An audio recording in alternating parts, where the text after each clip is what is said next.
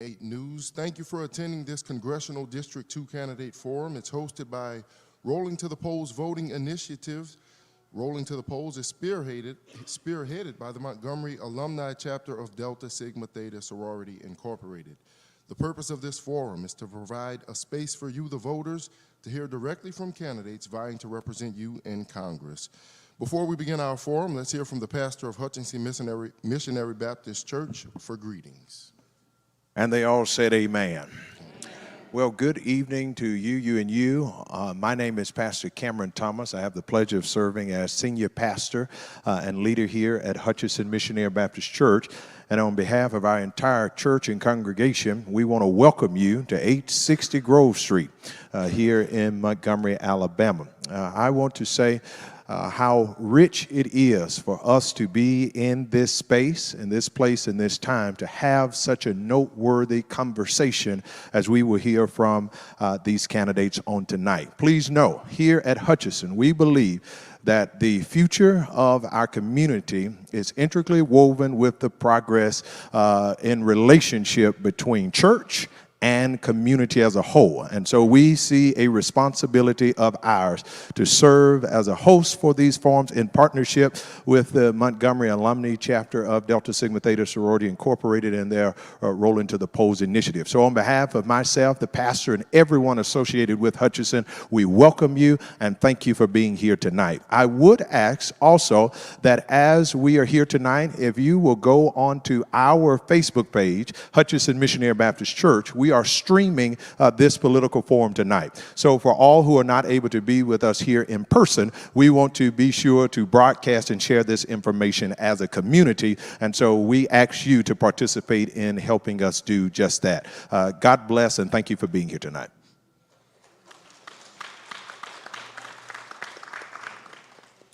Thank you, Pastor Thomas. Next, we'll hear from the president of the Montgomery Alumni Chapter of Delta Sigma Theta, Tanya Stevens, to offer greetings.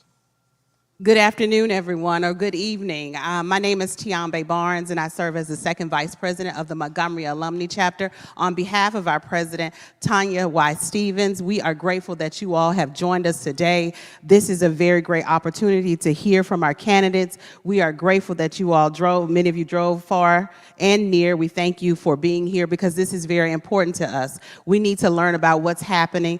This new district is vital to our communities and what's next for our future. We are very grateful for the partnership with the Rolling to the Polls Committee, as well as we thank our social action because social action is every day. So again, thank you all and welcome.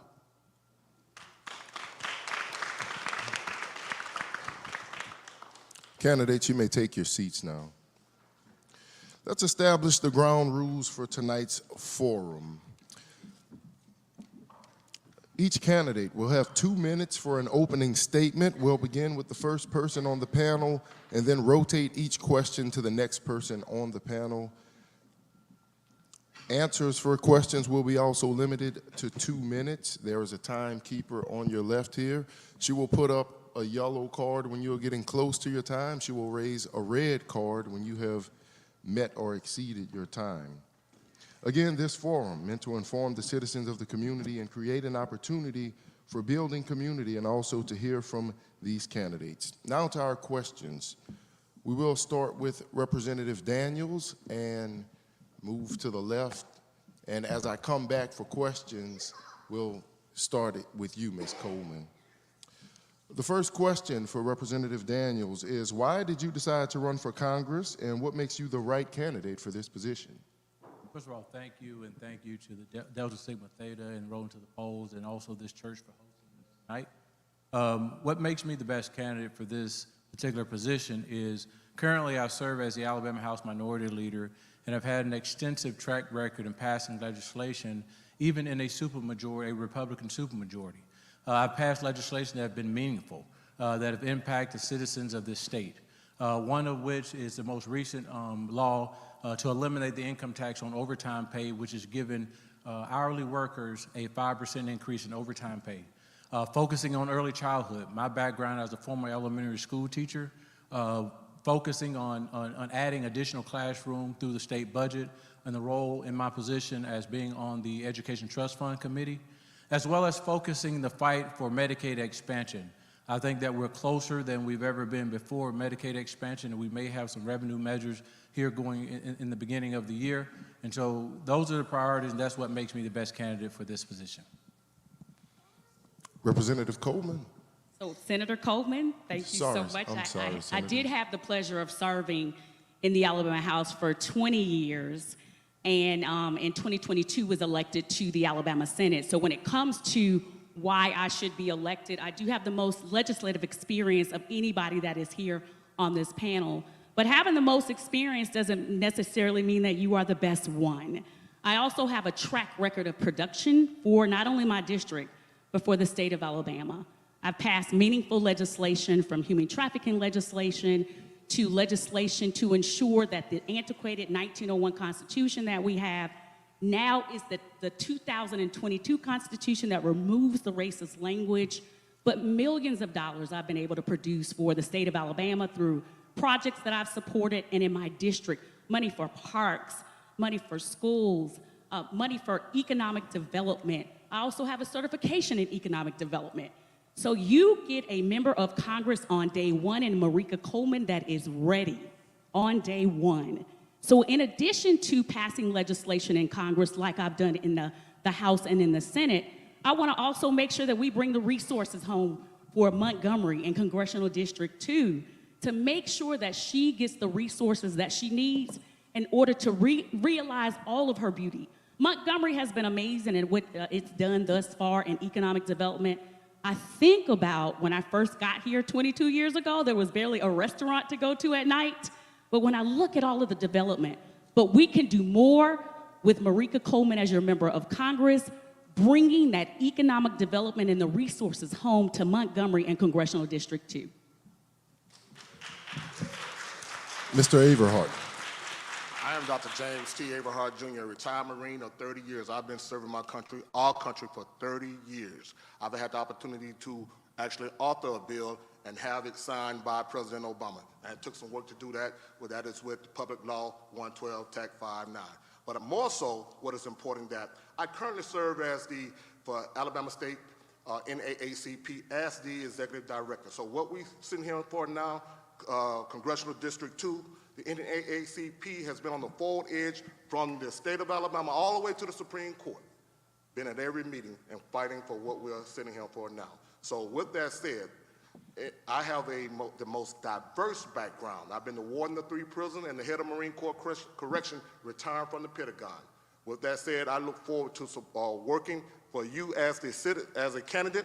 And look, whatever your concerns are my concerns. So it doesn't matter why I'm running in that sense. But what's important is your concerns. Your concerns are important to me. What's important to the citizen in Mobile is not important to the citizen in Montgomery or Washington County or Russell County.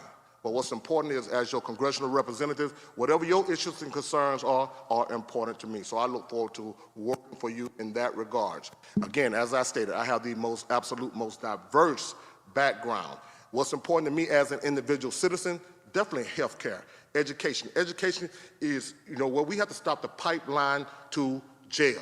And it starts with our schools, our educators who teach our most precious resource. Those are the kids. We have to find a way, not just talk about it, it needs to be in action and deeds, not just in words, that we work to make our district a better district.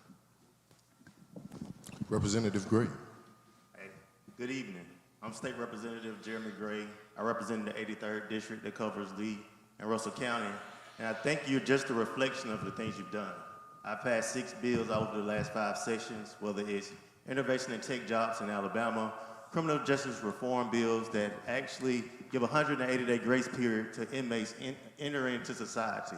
We understand that fines and fees could really recidivize inmates. And so that 180-day grace period bill helps with that transition. Also, helping kids in K-12 public schools with yoga as well, because we understand that mental health is an essential component of a child's existence. They're being able to succeed in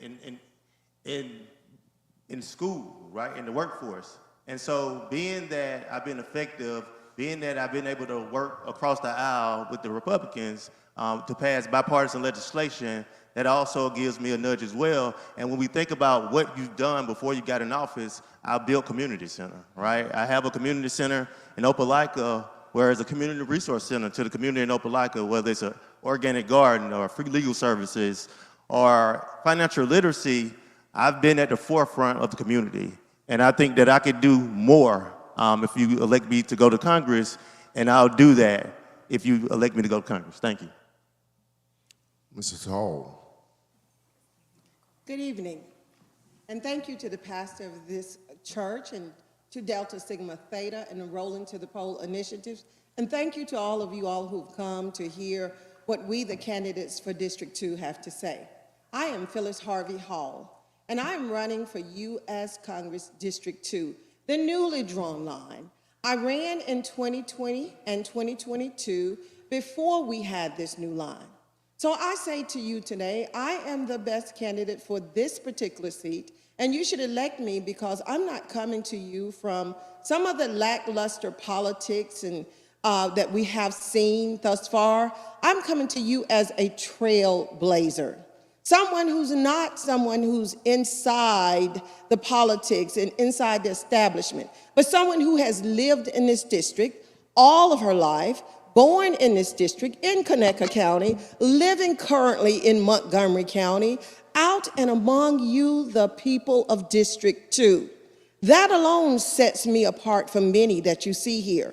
I live here. My life is here. My husband's life as a fireman was here in this area. My child here, my granddaughter's here. We are District 2. And when we think about history, we know that it brings along, as Maya Angelou said, it's wrenching pain. But it does not have to be relived if we face it with courage. And I say right now, when we think about the minimum wage, when we think about the poor education in this state, have we really made progress? Have we really made change? If you're looking for a change maker, Phyllis Harvey Hall for District 2. Representative Bracy. Thank you, sir. Thank you, everyone, for putting this on. Thank you to the pastor and to Rolling to the Polls, Delta Sigma Theta, and all of you coming out tonight. I feel that I'm the best candidate for this position because I'm of this district. I may not live in Montgomery, but I am of this district. And I've had the opportunity to represent people. I know Senator talked about her level of experience, but I have 20 years of experience representing people in this district. I'm 46 years old, and my entire adult life have been committed to representing people in this district. 6 years on the city council, and then 4 terms in the Alabama House of Representatives.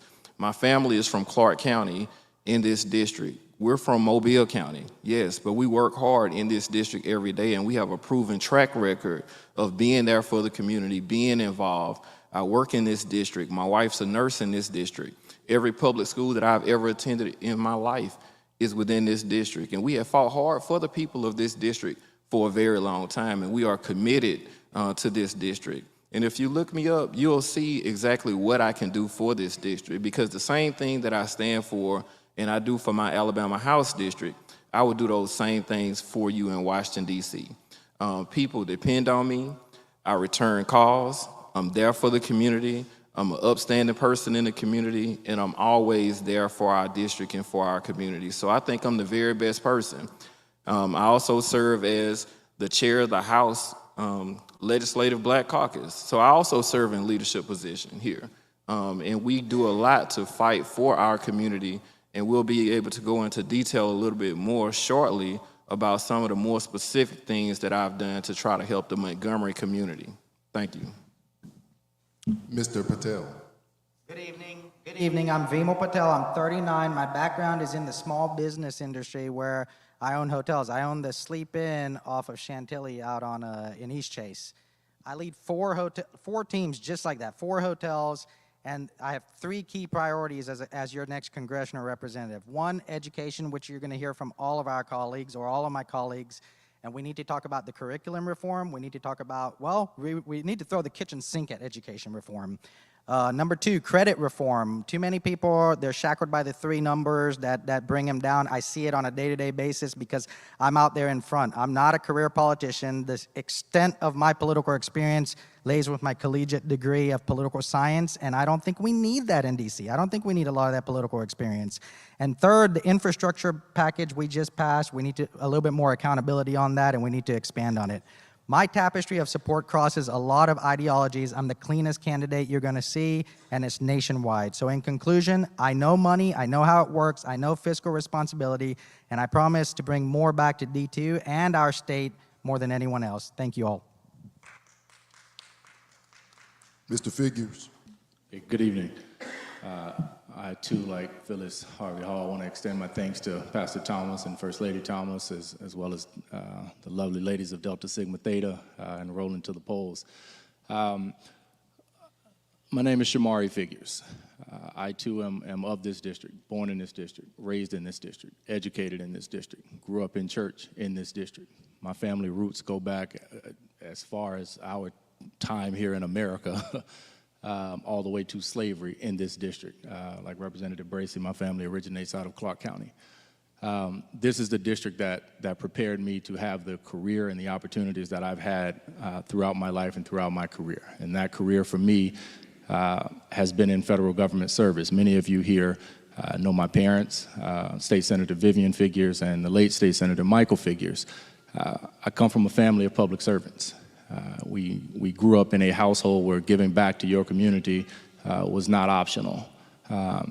It was not an option. It was something that was an expectation ingrained in us. And that took me to Washington, D.C., where I had the blessing to work across all 3 branches of federal government, including working for President Obama in the White House for several years before going over to the Department of Justice to work for the highest ranking Delta Sigma Theta to ever hold a position in federal government, Loretta Lynch, as Attorney General, served as an advisor to her. I then went on and served in Congress. I'm the only candidate in the race who can actually say that they actually worked for a member of Congress. I did that for several years. At the end of the day, I think I'm the best candidate for this race because I know how government works. Most recently, I served as Deputy Chief of Staff to Attorney General Merrick Garland at a time where we were investigating George Floyd, we were investigating Breonna Taylor, we were investigating January 6th. This is a time for leadership in Washington, D.C. And in Washington, I know how it works. I know how to make Montgomery a priority and this district a priority. Thank you. Mr. Willie Leonard. Thank you. I would like to extend those accolades also to Delta, as well as to the pastor. My name is Willie J. Leonard, and I'm glad I'm hearing all this tonight because what we're seeing in our present situation is a disaster zone. The state of Alabama and the city of Montgomery in particular is a disaster. Black community is a disaster zone. And no one is talking about this disaster zone. People are living in houses that they should not live in. Houses are boarded up. We're living in a bad situation. We need to change leadership. I'm glad people are taking responsibility and saying that, yes, I'm involved with this because they're not saying that they are involved with not solving this problem. This is a disaster zone and we need to stop it. My name is Willie Leonard. I'm a business person. I built houses in many of these counties. I rehab most of the houses, taking people out of shanties and putting them into coded housing. I've dropped pumps in the ground out in communities, and I've dropped wells in the ground in order to give communities water, fresh water. We've done these things. These things still need to be done. You need someone that understands the problems of these communities in order for these communities to excel. And what we've heard today, these people don't understand. They don't know how to stop the killing of our children. I can do that. They don't know how to repair all of these dilapidated housing. There are better housing that is boarded up in the white community than what the black people live in. Willie Leonard. That's the reason why I'm running for Congress.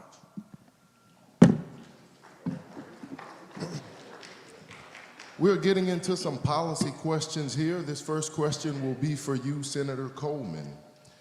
If elected, what is a single issue that you would prioritize in the coming term? Name that issue and describe what you want to accomplish. Thank you so much for that particular question. I have traveled throughout Congressional District 2. Here in Montgomery, I also did a barbershop, beauty shop tour, had a listening session. And there has been one common theme throughout the district, and it's not a policy issue. Of course, a portion of what we do in Washington, D.C., just like on the state level, is policy, but the other portion of it is appropriations. And the one common thread that I've seen come up over and over again is that people need technical assistance, that we have an opportunity to save ourselves, that there are nonprofit organizations, there are entrepreneurs, there are small businesses, there are faith-based entities that have the answers to the ills of our community. Yes, we have a housing problem, and I would just to reply to what my colleague said at the end, as an economic developer for the city of Bessemer, I actually ran a housing rehab program. I ran a paint program, a weatherization program. So those are the kind of skills that I want to bring to the congressional office. So I want my signature program, Congresswoman Sewell has a signature program, and her program is a job fair. And that's wonderful. I want mine to be the one-stop shop for technical assistance for all of the resources available from state government, bringing all of those state departments, but also the director for the Department of Housing and Urban Development, who is our sorority sister, none other than Marsha Fudge, to Montgomery, to other parts of the district. So all of these entities that I've mentioned, nonprofits, faith-based entities, small businesses, entrepreneurs, especially women-owned businesses, that we have the opportunity to get the resources needed so we can actually save ourselves. Would you like me to repeat the question, Mr. Averhart? If elected, what is a single issue that you would prioritize in the coming term? Name that issue and describe what you would like to accomplish. Thank you. There are many issues that plague in this second congressional district, but what's near and dear to me that I hear a lot of, and I think it affects every single individual in this room, is criminal justice reform. This is an issue and topic most people dance around the mulberry bush with. Listen, our criminal justice system needs to be reformed. Right here tonight in the state of Alabama, an individual is being executed. Now, that's a topic within itself, but I want to talk about our correctional facilities and the inhumane treatment and care of those individuals who are confined. They deserve more than 3 hots and a cot. They deserve health care as well. Now, they're not there to be punished. They're there for punishment. And we all have to understand and think about what's going on in the correctional system, in that once those individuals go to prison, they need to immediately start their social skills, their rehabilitation, to start recidivism. These individuals need to be put in programs to help them get a skill. A lot of people don't know that the average age of individuals in confinement is age 19 to 27. A lot of these young men and women do not have a GED. They didn't graduate high school. Some cannot read and write. This is the issue that we need to focus on. Yes, these are state prisons, but what I want to focus on, this is state prison, but I want to focus on from a federal standpoint, because the state of Alabama is under fire as it pertains to our correctional facilities. There's no accountability, and no one is overseeing what's going on in these facilities. As I've stated, everybody in this room has probably had someone that's been in confinement, whether it's local jail or prison. I know I have, and I'm not perfect. But what we're saying is that we need to look at how our inmates are being treated, and we need to ensure, because these individuals get out of prison, they can become your neighbors if they don't get the skills and training that they need and end up back in prison. Thank you. Representative Gray, if elected, what is a single issue you would prioritize in the coming term? Name it and describe what you want to accomplish. Yeah, we understand that there are many issues, whether it's inflation, whether it's housing, or whether it's child care, but one thing that can alleviate that is raising the federal income, the federal minimum wage. Right now it's at $7.25, And the common person can't live off that. They can't buy a home. They can't get child care. They can't buy groceries. So actually bumping that up will actually help, whether it's $15. Bernie Sanders has brought a bill like that in 2023.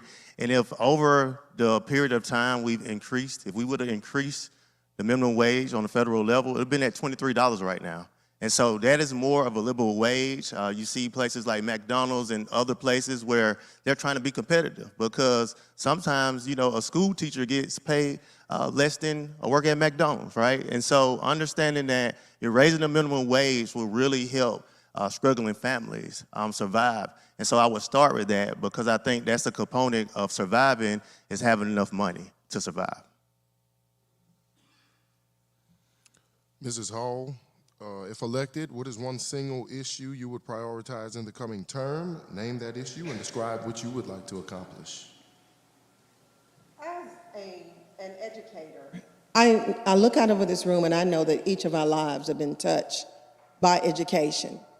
Educators have given us the start in life. When you think about where you are today, you can go back somewhere in your life and say, that was a great school, that was a great educator. So for me, the number one issue that I would love to go and work with is even being on the committee for education in Congress. Because I have worked, and I know that education is that one great equalizer, especially public education. And if we fix that, we fix so many ills that we see. You've heard some of my comrades up here say that we need to raise the minimum wage, that teachers need more money. Well, my initiative, which would be an education enhancement and awareness, would actually fund higher wages for teachers. Now, we've seen this before in education policies that were set forth, including Common Core, No Child Left Behind, but those were done by people who were not inside and know. I want to fund teachers. I want to fund that we have 21 first century education academies and that we actually put in place a curriculum teaching civics, financial awareness, and build our schools out. There are countries that are smaller and less affluent than ours. We could look at what Finland does for its education system, and we can fix a lot of our ills. Prisons are filled with young men and women who cannot read and write. So when we fix education, and there is data that proves it all over this district, we are struggling. Fix education, we're going to fix a lot of problems that we see in District 2 and in our great country. Thank you. Representative Bracy, would you like me to repeat the question? If elected, what is a single issue that you would prioritize in the coming term? Name that issue, describe what you want to accomplish. The singular most important issue to me is opportunity.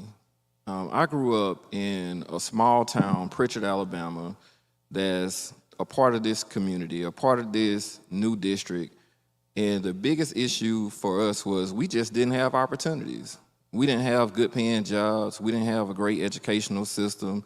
The blight was there, drugs on every corner. We had liquor stores on every corner. We just did not have opportunities. And that's one of the reasons why I felt compelled to get involved in this process in the first place. So in my professional career, I worked to provide opportunities for people. In the southern part of Alabama, it's not one singular person that could take credit for bringing more jobs and making sure more people have opportunities for good paying jobs than I have over the last 10 years. And the reason why is because we want to bring those opportunities to people so they can take care of their families, they can put themselves in a better situation, they can have better health care, they can live in better homes, and they can have better quality of life for their families. But not only that, but we've extended this into the high schools. And we went into the good corporations that the state of Alabama have recruited and given incentives to, and we've asked these corporations to be good corporate citizens. By being good corporate citizens, what do I mean? Partner with our education system, partner with our schools located in your area, help us to create training programs so we can create true pipelines to employment for our high school students that would like to go into the workforce. But not only that, let's create more opportunities to make sure that our people know that the WIOA dollars are there that could help them to be able to go to community college for free. And also, as serving on the Board of Trustees at Alabama State University, I've done a lot to make sure that the opportunity is there for our young people that would like to go and get a 4-year college degree. They have that opportunity as well. Sorry that we don't have more time to discuss these things, but those are some of the issues I think are top priority. Mr. Patel, if elected, what is a single issue that you would prioritize in the coming term? Name that issue and describe what you want to accomplish. Thank you. So it feels so far away, but education reform is something we needed to do decades ago. I mean, we all have a personal story, and I'd be happy to share my personal story outside of these 2 minutes, but education, we've got to throw the kitchen sink at this problem. The curriculum no longer reflects 2024. We need our kids to have a better avenue of mental health, just like we all believe physical health is important, but we don't address mental health. That's something that's under attack right now with all of our kids, and we're just watching it happen right in front of our face. Teachers aren't adequately paid. I think we all agree with that. That's something that I don't want to trounce the local and state. I love them. We can do this together. But, you know, it's like when we started this country. When we started this country, each state had their militia. And when they had an issue, the state had to fix their own issue. Well, some of these issues got so big, they couldn't handle it. So they would ask help from the neighboring state. And neighboring states say, hey, we can't send our resources. And that's when we created the federal army. That's when we said, okay, some of these problems need to be helped on a national level. So if I'm elected to as your congressional representative, I will throw the kitchen sink at education reform. And when we look at it and we think, wow, that sounds a little dreamy, universal health care sounded very dreamy, but we can do it, and this is the first step. Mr. Figures, if elected, what is a single issue you would prioritize in the coming term? Name that issue. Describe what you want to accomplish. By a show of hands, how many people here were born in the state of Alabama? That's basically everybody in this room, including myself and most of us here on the stage. Well, here's a sobering fact. If you were born in the state of Alabama, you are expected to die before anybody else in the United States of America. Period. We have the lowest life expectancy in the United States of America. People here, whether black or white, are barely expected to live beyond their 60s in the state of Alabama. That is unacceptable, that is pathetic, and that is not an issue that we cannot fix. So what I want to prioritize when I go to Washington amongst a number of issues is helping you live longer, helping me live longer, helping my children live longer, helping your children live longer. People don't go to the doctor in Alabama generally because they can't afford it. And that's not a problem unique to Alabama. If I asked everyone here to raise their hand if you knew someone who never went to the doctor, and by the time they went, when they were ultimately eligible for Medicaid, they found out they were dealing with something that was too late to avoid or reverse, and it ultimately ended up costing them their life, almost everybody's hand will go up again. We all know that story. It's our grandmother. It's our church member. It's our neighbor. It's the woman down the street. I want to go to Congress and create a program where if you live in the United States, you have a right to go and visit with a doctor at least once a year to have a basic health checkup and basic laboratory work to make sure you aren't dying of something that is completely avoidable. So Medicaid expansion is certainly part of that, but it's not the end-all be-all. We have to do more. We must do more. And that is one of the priorities that I would take with me to Washington.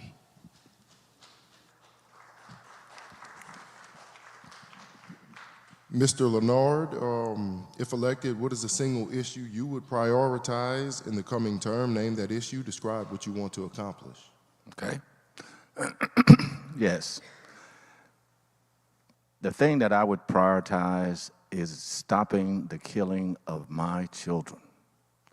My children are dying in this district. 15 of my children is dying per week.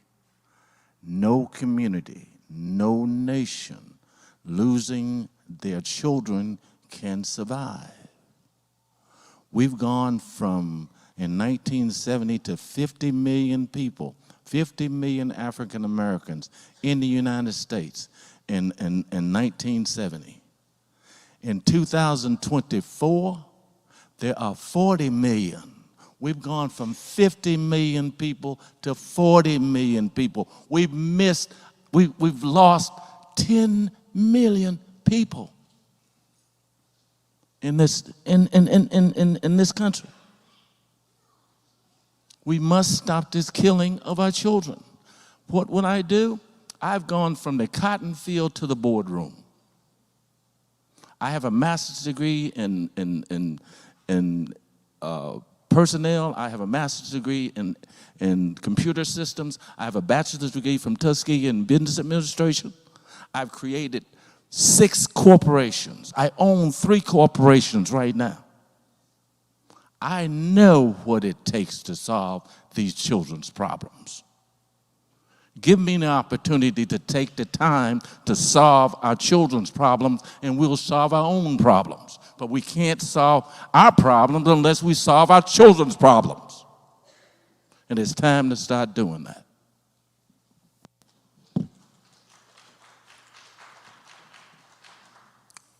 This question will start with you, Mr. Averhart. Oh, I'm sorry, Representative Daniels. If elected, a single issue that you would prioritize in the coming term, name that issue, describe what you want to accomplish. So my colleagues have explained, talked about a number of issues here tonight, but one of the issues that's really pressing in all parts of the district is health care. When you go to Monroe County and a mother will have to drive 90 miles one way and 114 miles the other way just to have a baby. Alabama has the highest infant mortality rate and among the highest maternal mortality rates. When we experienced COVID, and luckily the Biden administration increased the match to about 6.2%. But Alabama wasn't able to take advantage of that match because we failed to expand Medicaid.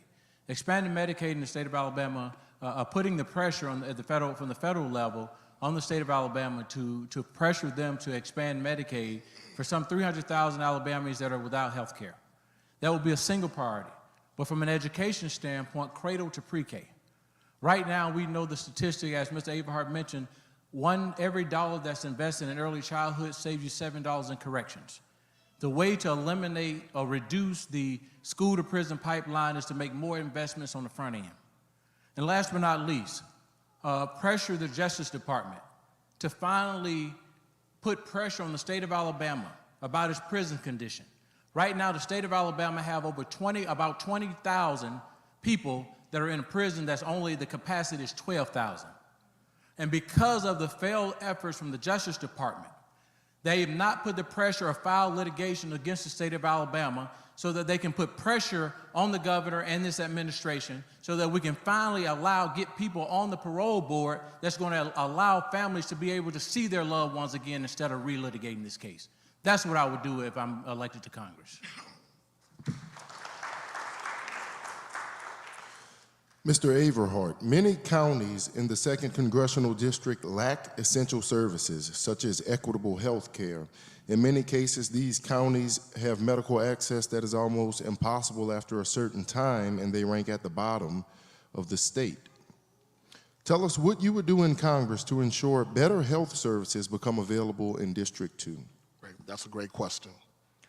I graduated high school there in Monroe County in a little town called Beatrice, Alabama at J.F. Shields High School, 23 miles from Monroeville.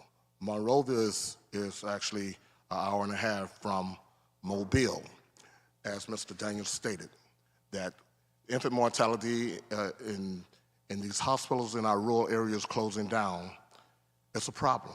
So the point is this, any representative, our job will be to advocate. You're not going to walk in not one, I don't care what you hear, no one is going to walk in anyone's office in Washington, D.C. and say, I need $500 million to put in the healthcare system. But what you can do is advocate, establish relationships. So that's what I'm going to do. I'm going to establish relationships, and I'm going to advocate for the funding that we need to bring to our counties, to the 2nd Congressional District. It's simple as that. Would you like me to repeat the question, Representative Gray? Thank you. When you think about access to health care, you think about the 16 hospitals in the rural area that closed out of the 21. You think about the 40 states that have opted in to Medicaid expansion, Alabama being one of the 10 that hadn't opted in.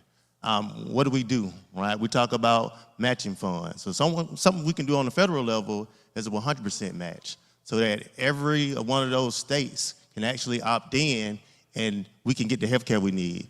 Medicaid expansion helps physicians, it helps the patient, and it helps the hospitals. And that's really where we need to start. How do we expand Medicaid? Because we've been trying to do it for a while. Another thing we need to think about pathway programs to actually, for rural areas to get physicians. Most rural areas don't have physicians. They have to either circulate through the rural areas and the affluent areas, but they're not in driving distance. So how do you get physicians to go in those areas? How do you pay them a livable wage? How do you incentivize them through, student debt or whatever it takes to actually get them into those areas? Because right now in the rural Alabama, you can't even deliver a baby, right? And so as congressman, I would look to explore 100% match to see how we can opt in Alabama, because we understand there are 300,000 people that are falling through the gap. We're not talking about poor people who are not working. We're talking about working class citizens who have to choose between a car payment, a house payment, or something to eat. And so we need to help those people, because at the end of the day, they're helping themselves. And we have to understand through life, you need a little bit of help, right? And so we could do as a state is expand Medicaid.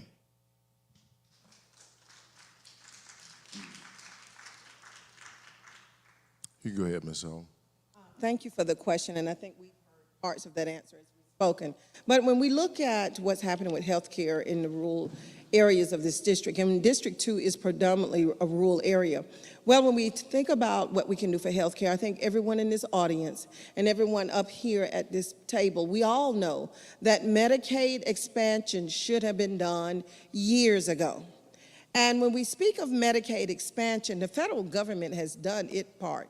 It actually made it available for us. I do believe it was available up through 2019 that states could have opted in. Alabama is one of those states. It seems that if the federal government is here, it just needs to push back. And we could have had Medicaid expansion if the governor of Alabama had signed years ago.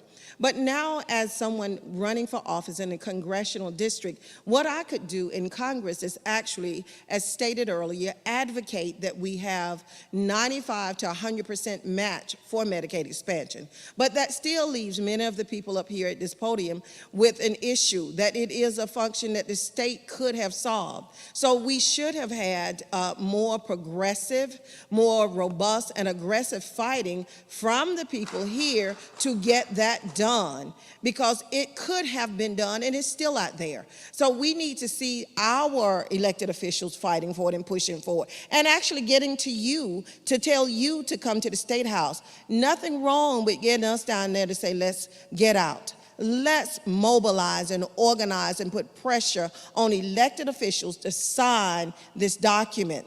So I stand and have been down there asking that we expand Medicaid.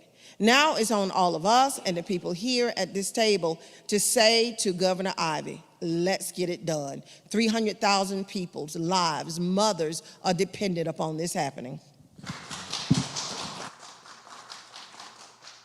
Representative Bracy, would you like me to repeat the question? I like to say that I stand firm, 10 toes down as a person that has fought day in and day out for the expansion of Medicaid for the state of Alabama. And I believe in Congress that we should have the opportunity to go in and try to push to incentivize for the state of Alabama to do it again. And one of the things that we're going to have to do is show them why they can benefit, because we have to show the benefit over the racism. Because basically the only reason why they hadn't expanded in the first place is because they're racist, because of President Obama, and we understand that. Now we have to show them the reason why they should benefit, and they need to understand that it's not just black folks that benefit from Medicaid expansion, but it's white folks in Alabama that benefit from it too. And I think that's very, very important for them to understand, because for some reason, they always treat Medicaid expansion as if it only benefit the people in our districts. And it doesn't. It benefits the entire state of Alabama, and we need to make sure that they understand that, and that's where the pressure needs to be.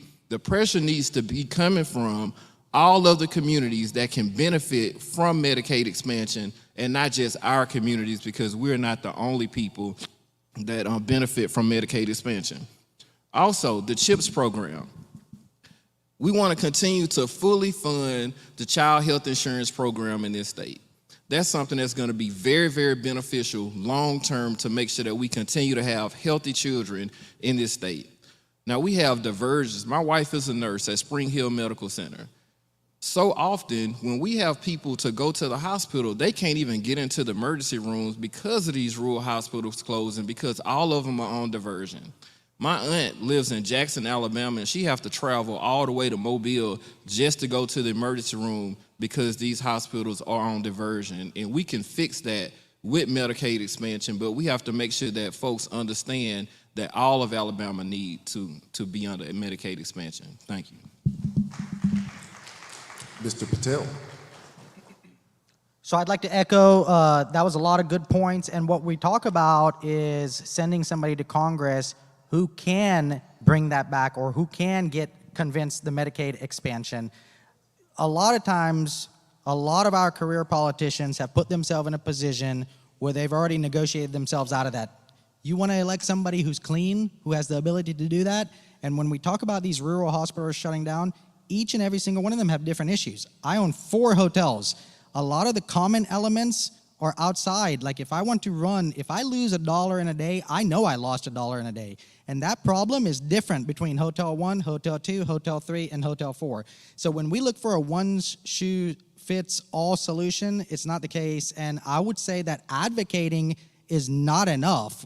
This is where we need more oversight into our hospitals. And if I'm elected into your Congress, I would do that. Mr. Figures, would you like me to repeat the question? No, I think I got it. Medicaid expansion is critical, and it's the low-hanging fruit. It is something that the state of Alabama is literally one of only 3, I believe, maybe 4 states in the nation that has not done that. It is something that needs to be done and something that should be done. But Medicaid expansion has been an option since Obamacare was passed. This is a problem we were working on and trying to get states to expand it out, and we had some success when I was in the White House under President Obama. The state of Alabama has been rigid in its approach to refusing to actually do it. Now, there's talk that this legislative session they may actually do it and call it something other than Medicaid expansion for the reasons that Representative Bracey elaborated on, because they don't want it associated with President Obama. But at the end of the day, I think in going to Congress, not only do we need to explore being able to re-incentivize the state of Alabama to expand the Medicaid, if they haven't seen it now and the state legislature hasn't been able to see the wisdom in doing it, and that's not a slight to anybody here, because everybody here that's in the state legislature has been working to paint that picture. If they haven't seen the logic yet, the chances of them seeing the logic anytime soon is slim to none. So I think we actually have to look at ways to, if the state is not going to do it, we work with Congress to develop a system where HHS can actually engage directly with some of the local communities that can actually do it and put the accountability at the local level when people are not receiving health care that they will otherwise be eligible to receive under Medicaid. The other thing I'll say is we do have some of the worst maternal health care outcomes in the United States, and that doesn't just start at the emergency room. It doesn't just start when women go to have babies. Black maternal health rates are despicably bad here in the state of Alabama, and that's because we don't have enough access for black women to be able to go see basic healthcare professionals for reproductive health throughout our system. So it's more than just hospitals that we need to look at expanding access to across this district. We need to look at expanding the micro elements of healthcare, the provision of healthcare to people across this country as well, or across this district as well. Mr. Leonard. Yes. Healthcare in this country for black people is absolutely crazy. We saw during the pandemic black people being pressed and put in the hallways in hospitals to make room for other people. Black people were dying at a much higher rate than anyone else because of the health care system. It wasn't that they did not have health care. It's because someone else would be given priority for those positions, for those beds. We lost a lot of people. There is a big discrepancy in health care delivery in the United States as far as black people are concerned. It is best that you get your mind around some of these problems that we're having with health care, because the healthcare, if we can't solve our healthcare problem, we cannot go forward in terms of solving some of our other problems. Here's an example. Sickle cell anemia is on the rise. Sickle cell anemia is a very painful disease, and it's on the rise among black people. We're not paying attention to it. We've gone from population, we're losing population in 15 different ways. And we're not concerned with it. Our population is decreasing. We're doing worse. Our income is going down.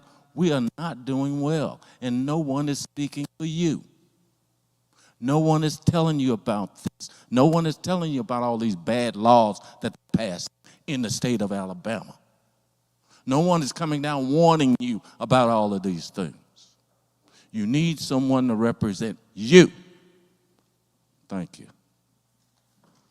All right, Representative Daniels, tell us what you would do in Congress to ensure better health services become available in Congressional District 2. As I mentioned before, I would focus on forcing with the Accountability Act, not accountability, the Affordability Act from Congress, force the state of Alabama to do what it's supposed to do by holding up other federal funding to ensure that the governor in the state of Alabama, right now that decision is solely the decision of the governor of the state of Alabama, not the legislature.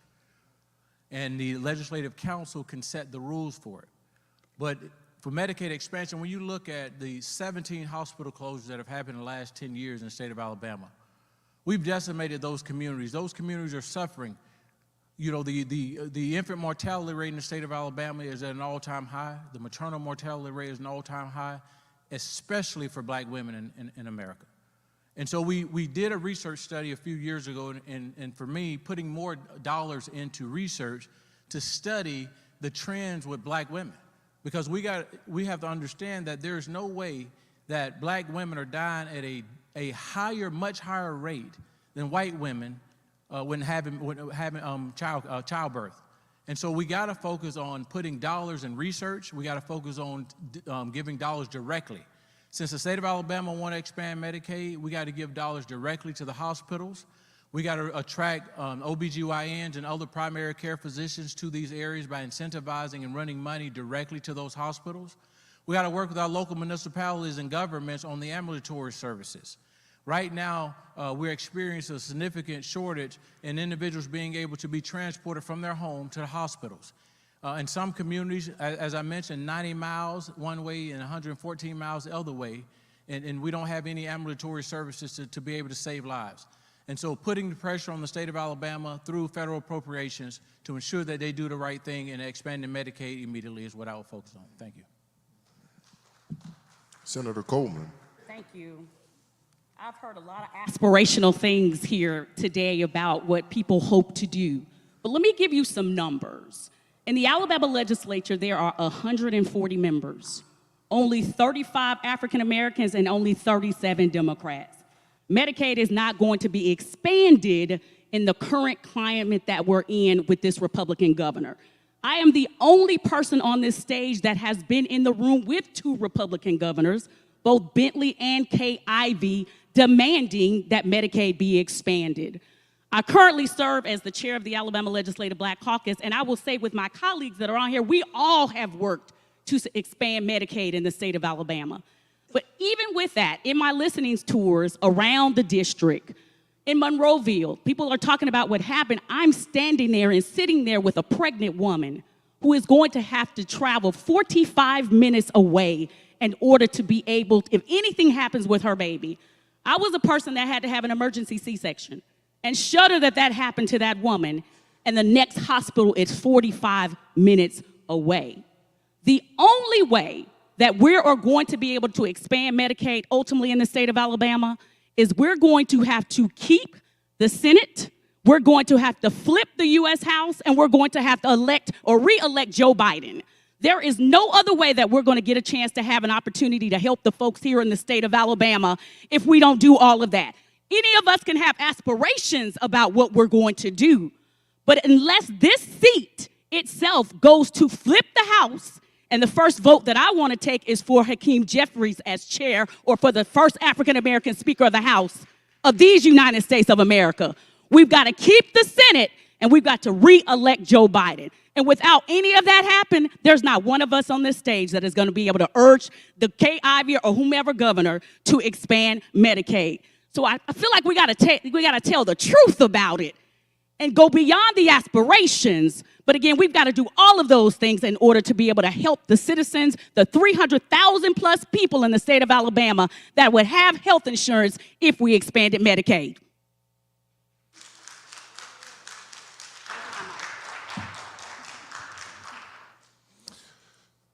All right, Representative Gray, gun violence is considered a public health crisis. It's the leading cause of premature death in the United States. Do you support the federal government funding agencies such as the CDC to research the cause of gun violence? Why or why not? Thank you. Definitely. When we think about U.S. being a developed country, we're the only developed country that has a gun crisis. And so when we look at things like COVID, we look at things like mental health, we try to diagnose that, right? We do the research, we figure out what is causing this. You've seen violence, you've seen violence come in places like Union Springs, Eufaula, Russell County, and places like Pritchard. We understand that many of our black kids are dying, but what are the causes? We can't figure it out. Is it mental health, right? Do we need to put more money into mental health? I was one of the ones that passed yoga in K through 12 public school because I understood that the stress and the anxiety that kids go through, the bullying, all those things that cultivate the cognition of a child's brain not being developed and not being able to make great decisions, right? When someone steps on my shoe, I just say, my bad, it's okay, right? But we see interactions where even the tiniest thing triggers our young black men, right? And so how do we advocate and put money in places where we can alleviate all those things, whether it's mental health, whether it's community centers? We need research so we can figure it out. It's for many of us, it's a moving target. We're just putting dollars here. We're putting dollars in policing. That's not working. Nothing that we're doing is working. So we have to have the finance and the research to figure out what is the diagnosis. And so we have to start there. And so as a congressperson, I will look to support the CDC to figure out, why are people dying? Why are people dying in communities of color? Why does a mother have to see 2 of her kids die or 3 of her kids die? We need to solve that solution. As congressman, I will look to do that and support that. Ms. Harvey Hall, would you like me to repeat the question? No, you have a smart table. Have you not noted that? But I support, I do support the CDC in what the work that it does. As I think about that question, as a researcher, as someone who has done research as an educational specialist, research is a necessary component, but we have research out concerning gun violence in America. There's enough research there.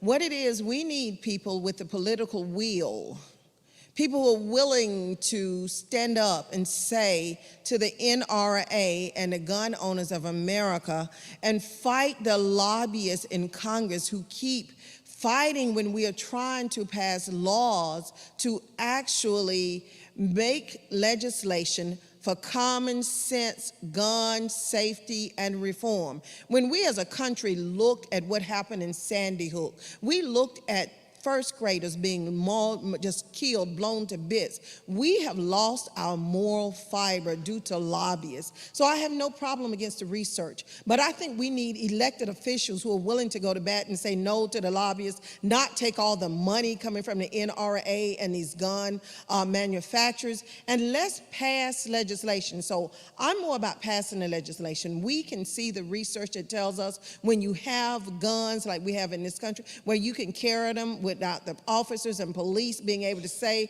check to see if you have a permit. When we are allowing any and everybody to have a gun, that's the problem. We have enough research, we need to report what's happening, and then we need to pass gun legislation and get like other developed countries who don't have this problem.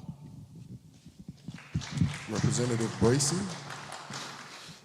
Thank you. I first off would start by saying that that I supported, but I think it goes so far beyond that, because as a community, we have to be more accountable and we have to hold each other accountable.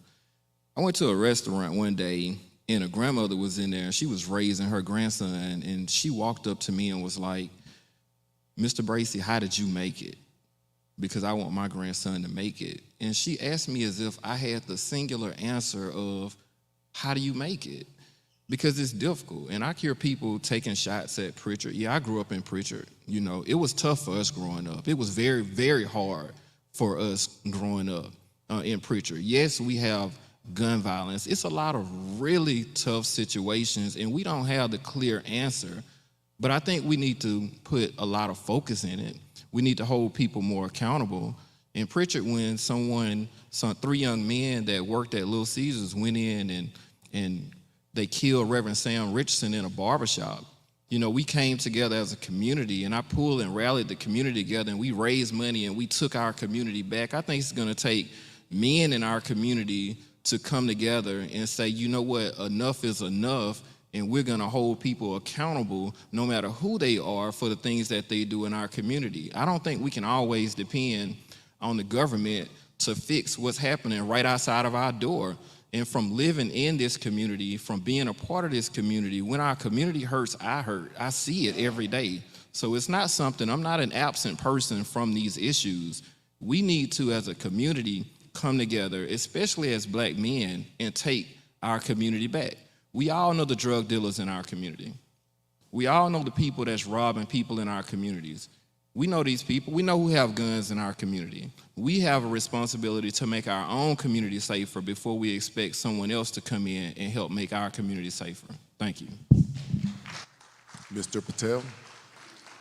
So there's sensible gun reform, and I'm a consensus builder. That's what I do all day. I work with people who don't agree maybe on everything. And when we take these positions with these lines in the sands that say, well, we're anti-NRA, that only expands and expounds the problem. So I say that everybody has to be at the table. There is sensible reform, and the people I talk to can see it, but they're afraid. They're afraid that they're going to have their guns taken, and this is something that we have to address. We can't just pretend that 50% of people don't have an opinion or aren't validated. We need to bring them to the table. We need to talk about what are the issues that we can actually legislate. Otherwise, we just have these 2 lines in the sands, and as that happens, remember, we're all being affected by that gun violence. That's happening every day. So until we decide, wait, we need to bring everybody to the table, and we need to have people who can do that and accept that, then we're going to have these 2 lines. Thank you. Mr. Figures. I spent New Year's Day morning this year at a cemetery with a high school friend of mine, Harold Edwards, his mother, at a balloon release. He was killed by gun violence. On the way there, I stopped by the gravesite just down the same cemetery plot of a childhood friend of mine, Reginald Crenshaw Jr., who was also killed by gun violence just a few months before that. And on the way to the cemetery that morning, I get a call telling me that the son of a classmate of mine, a high school classmate of mine, was killed earlier that morning during New Year's celebrations in Mobile. I have a brother that's been shot 14 times and is still alive. I've watched security camera footage at our home of a group of young teenagers pull up and hop out and spray my mother's house 32 times with an AK-47. This is an issue that touches, and my stories are not unique, this is an issue that touches us in ways that it shouldn't have to. So do I want to research it? Sure. But I'd rather spend that much money on going after known issues and known causes. We know our community better than anybody else knows our community. We know a lot of the reasons gun violence happens. We know where there's a lack of parenting, a lack of workforce opportunities, a lack of kids feeling like they have a future. We know these things, a lack of not enough kids on Sunday sitting in Hutchinson Street Baptist Church, right? And churches across this country. We know that.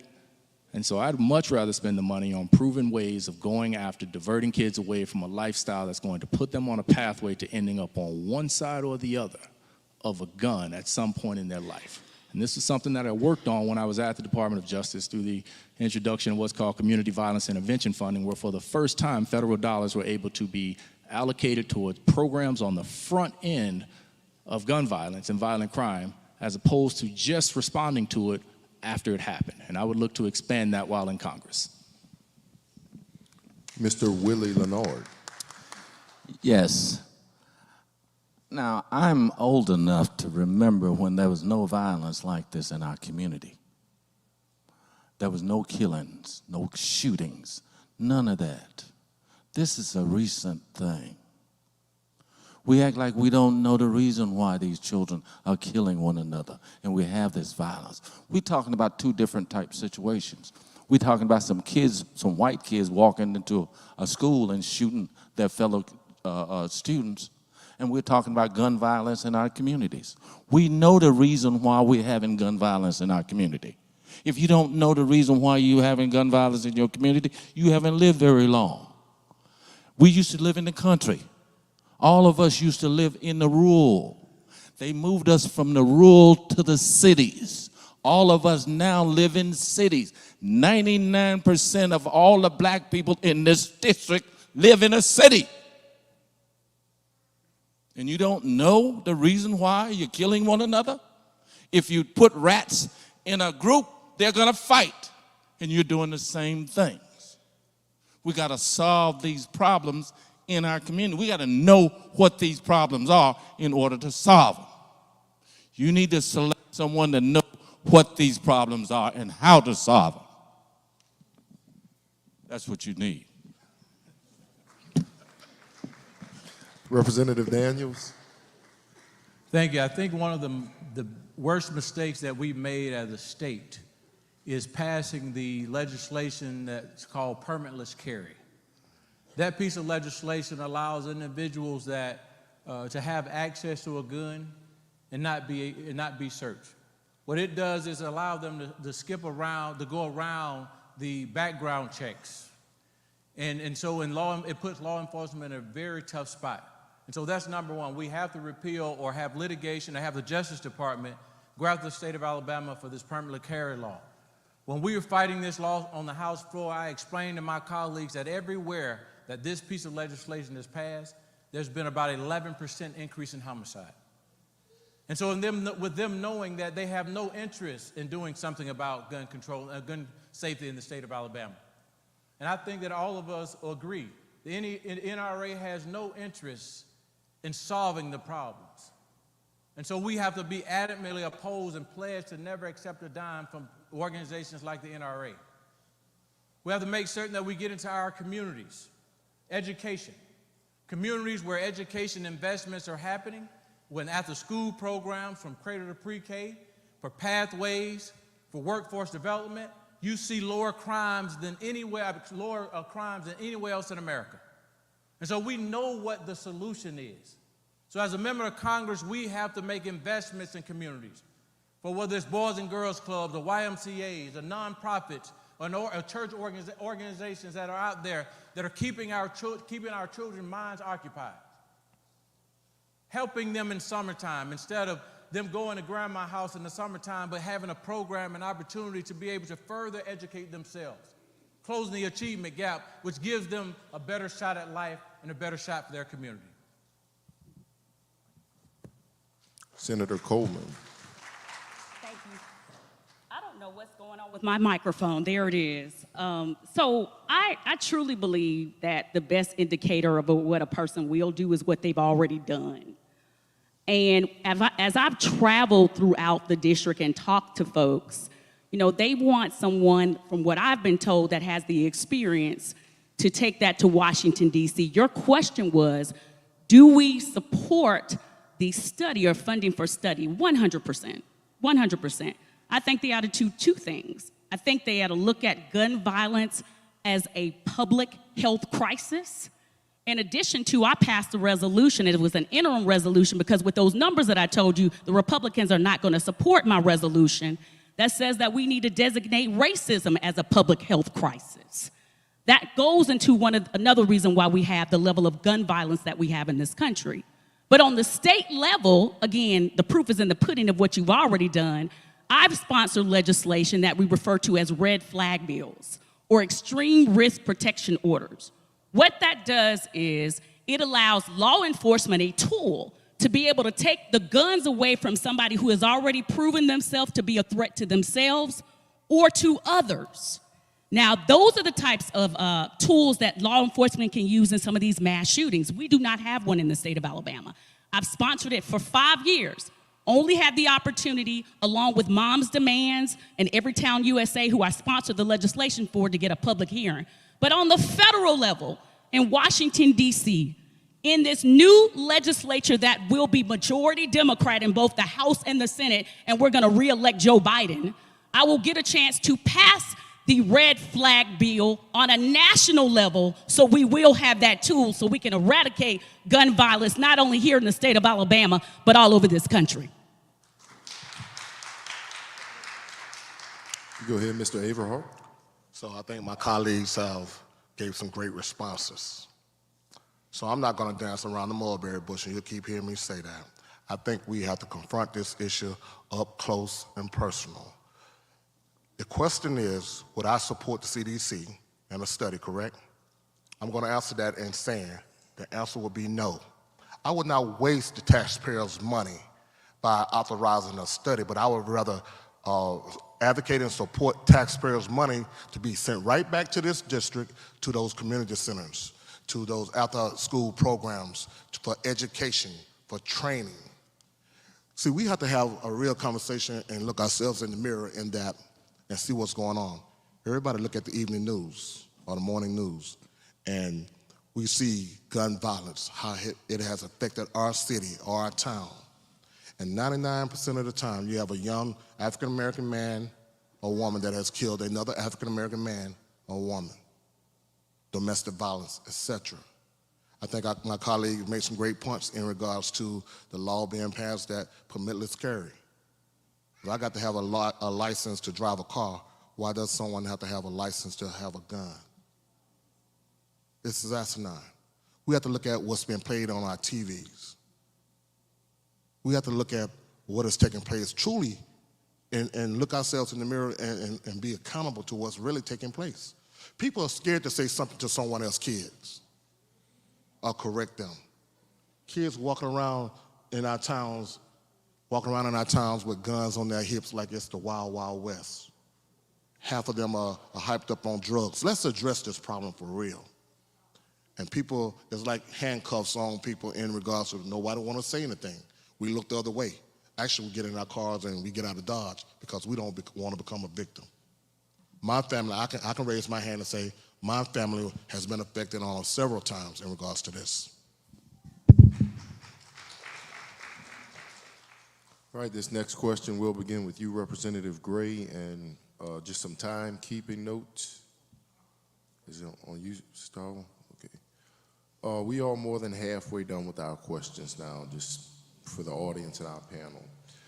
Several areas in District 2 lack proper infrastructure, such as broadband internet and adequate access to sewage service. What will you do as a congressperson to ensure appropriate infrastructure is in place? Thank you for that question concerning broadband and infrastructure in District 2. As the former nominee for District 2, part of my platform years ago was that we know that in rural counties in Alabama that there is spotty internet, high-speed internet at best. Now, that was before we had the infrastructure bill to be passed. And we're still dealing with the same issue today with all the influx of federal funding. So we have a problem in the state of Alabama with accountability. Now, with all the money that's come in from the infrastructure bill and all the dollars that have been allocated to infrastructure, there should be a greater access in rural community. Now, when I question people about that, they say, well, we're giving it to this particular agency and they have to do the research. Well, I am that trailblazer to say there's enough research It's time for us now to start actually putting cable down. So we need to find out where the funds are, and we need to have transparency in where funding has gone, who are the contractors that have that money. But yes, I support it here, and I would support it in Congress, but Congress has done its job. Joe Biden did pass the infrastructure bill, and we need to ask ourselves, as Tom Joyner said, where's the money? That's the greater question in Alabama, finding transparency. And we know that we have a legislature and elected officials who do not want the public to have access to public records. And there is almost this desire to keep the public uninformed. So where's the money for it? I do support it, but we need to know where did the funding go. And as a trailblazer, I would be an eagle eye for transparency and accountability for funds. Representative Bracy. Thank you. You don't have to repeat the question. I know we're running on time. So this is something that I definitely support. And as a member of the legislature, I've seen when federal dollars come into the state, I've seen it become like a feeding frenzy. I've seen everyone start to fight over these dollars and start trying to figure out where they're supposed to go. And usually the dollars end up going north of Montgomery. It's just usually the way it is. But what I think we need to do and we need to look at happening is, as from my experience being on the city council before going to the legislature, we need to make sure that these dollars are spent locally. I've had the opportunity to speak with many mayors, including the mayor of this city, and many county commissioners around this district. And one of the things that we talk about is we have to figure out how to cut the red tape and allow the money to go where people understand where the needs are. And those people are our county commissioners, our city council members, and our mayors. 140 members of the Alabama legislature do not have all the answers, but for some reason they think they have all the answers. We need to cut through this red tape, because what's happening is when the money comes to the state, the cities and the counties are forced to hire lobbyists to go in and lobby for the resources to bring back to the community where the money should be in the first place. Now, what we need to focus on is making sure that when this money comes back to the state, that we can make sure that the city councils in these areas allocate these resources so the mayors can go out and do what they know need to be done for the communities that they've been elected to serve. And that would be a top priority for me. Cutting through the red tape, putting the money where it's supposed to be, taking it out of the hands of the people in Montgomery that don't know how to spend it and how to represent you. Thank you. Same question, Mr. Patel. I like to think of myself as a little bit of a master of infrastructure when it comes to my day-to-day life. And I would tell you, I just traveled, ironically, back from India, who passed a massive infrastructure bill, and you can see it. And I think to myself, how come in the country I live and born and I was raised, how come I can't see it? I don't see the money. And then the thing is, we're also complacent about it. We knew it, right? We knew when we passed this massive bill 4 or 5 years ago that we wouldn't see it. We knew it, and we still passed these huge bills. And accountability is one of those things that if you have people in there who know what they're doing, then they can do it. Like we talk about the EVs. We want to move to EVs. I want to move to EVs. It's a no-brainer. But does your grid support the EVs? And right now, I have a good friend. He's CEO of a major electric company. Says, hey, we don't have the grid for it. So what are we doing with this infrastructure bill? Are we gonna build out the EV grids? These are things that we have to have a person with a forward-thinking vision and somebody with a fresh vision to be elected to Congress to represent us.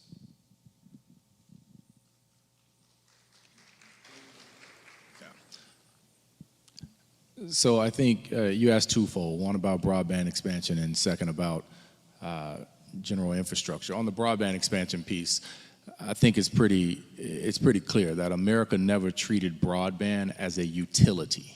and it should have been treated and prioritized in the same way we treated expansion and getting electricity into communities, including rural communities historically, when electricity began to expand out around this country. You can go into the most rural parts of this district, of this state, of this country, and hit a light switch, and guess what?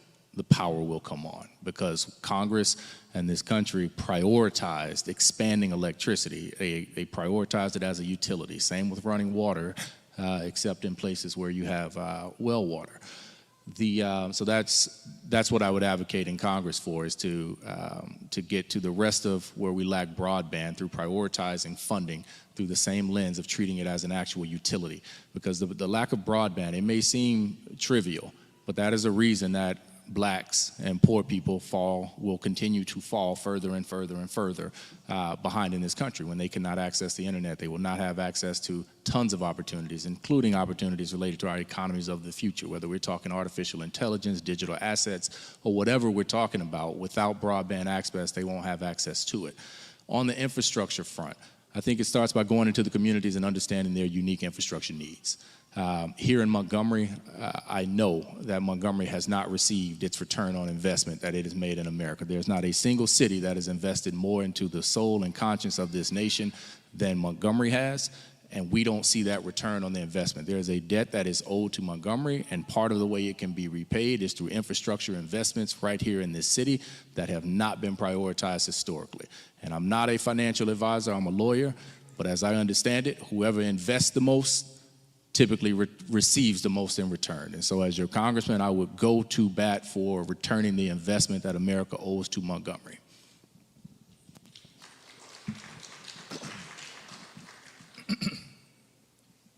I'm a computer person. And the problem that we have with broadband is to the people that are responsible for making the decisions in the back rooms are not in the back rooms. The decisions that are made about all of the broadband, all of the infrastructure, all of those kinds of things, those things are made in the back room of the state legislature. That information comes out of the state legislature. The legislators don't know about it. Some legislators don't know about it. And until we get to the point where we're going in the back room and making sure that we understand everything that's coming out of that back room, then we're never going to catch up with this kind of stuff. And what they're doing, they're putting this broadband in around areas that they control and that they want to control. We got to be in that, we got to make sure that we're in that boardroom, in the back of that room when they're making these decisions, so that we can make sure that the black community is getting their fair share. There's a void here. And the void is us not taking care of what it is that we need to take care of in terms of making sure we're taking care of our own community. We're not taking care of our community. Our community is in disarray. And we need to do something about it. We don't have hospitals in the rural sector. Tuskegee, VA is closing. We can open that hospital. We can make that a rural developed hospital if we want to. That's what I'm going to do. That's what I'm going to propose.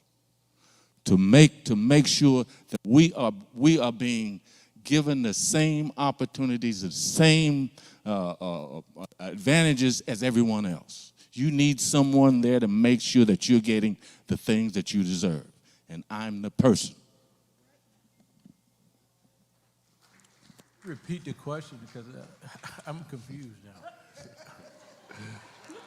Representative Daniels, the question was, several areas in District 2 lack proper infrastructure such as broadband internet and adequate access to sewage services. What will you do as congressperson to ensure appropriate infrastructure is in place? So as a member of Congress and dealing with broadband, I will tell you as a legislator, I serve on the Oversight Committee regarding some of the ARPA funding that came down from the federal government. And it's because of my leadership and the leadership of Senator Bobby Singleton that we were able to force the state of Alabama to remove the barrier that communities that don't have the tax revenue should not be able to have the tax revenue to draw down on federal funds that was given directly to the state of Alabama for the purpose of bridging that digital divide. And so we removed that barrier, which communities did not have to have matching funds in order to draw down on federal funding for broadband. Number two, as a member of Congress, one of the things that you have the unique ability to do and embed in some of the legislation, you got to make certain that these communities are able to receive the funding directly from the federal government to those communities. What we've done is we've allowed Montgomery to control a lot of the revenue that goes to local communities and create a grant process where some of these folks don't have administrative assistance, let alone someone to help develop the grants, write a grant and wait on approval in a competitive process. And so we have to look at the legislation and make alter the legislation to ensure that that funding is coming directly to those communities. And when it comes to other infrastructure, road infrastructure, we've been waiting for years and finally got this Biden administration to focus on the infrastructure bill. And so we finally got an opportunity to see infrastructure dollars flow down.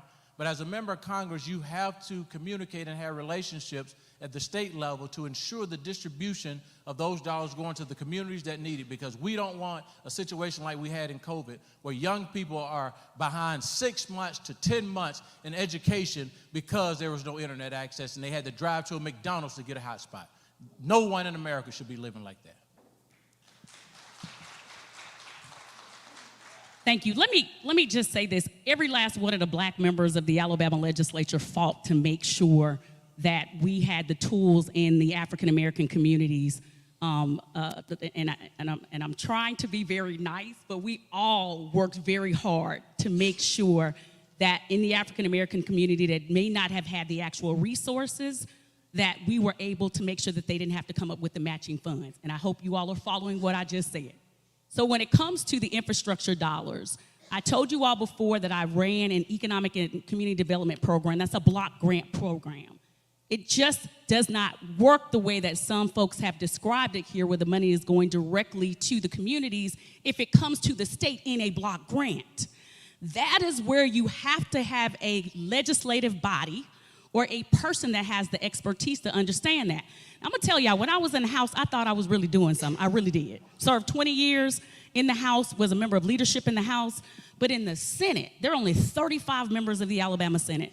The first day that we walked in, what they said to us, you now today are one of the most powerful 35 people in the state of Alabama.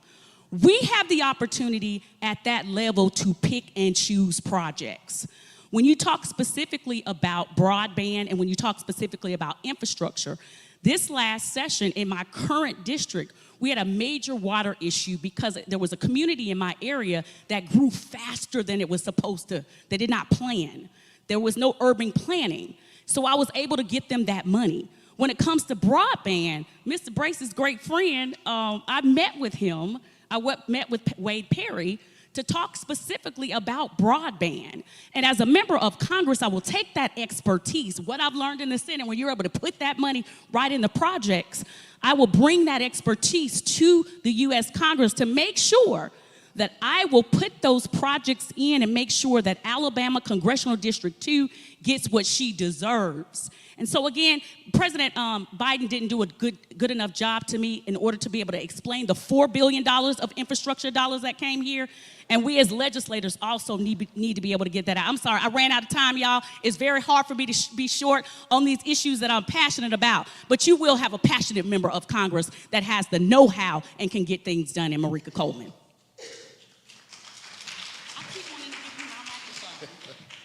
I commend Senator Coleman in regards to her comments, you know. And again, I'm going to always keep it real in that sense. It comes down to accountability. And I think she articulated very well what it really is if we're listening to how the system actually works. There's a lot of hoop dreams in the room and on this stage about how we think it works or how it should work and what we're going to do when we get in Congress. But it actually doesn't work that way. It comes down to, as the president has passed the law, but it comes down to accountability now. It comes down to oversight. And that, I think, we don't personally have. I live in this district. I reside here, born and raised. And I travel just in the performance of my duty as the executive director for the NAACP. Can you imagine that right now, today, there are some cities and some towns in the 2nd Congressional District that do not have sewage, proper sewage. Remember the outhouses? I assure you that it's happening right now. Yes, my colleague mentioned that some kids don't have to go to McDonald's to get a hot spot to do homework. That is crazy. It's 2024. So again, accountability. The money is here, but yeah, like Phyllis said, where is it? Where's the money? There has to be accountability and there has to be oversight. I don't have a problem with oversight and more so holding someone accountable. But in all of that, we have to establish relationships. Everything we do is about relationship and advocating for our constituents. And that's what I look to do as your congressional representative. Thank you.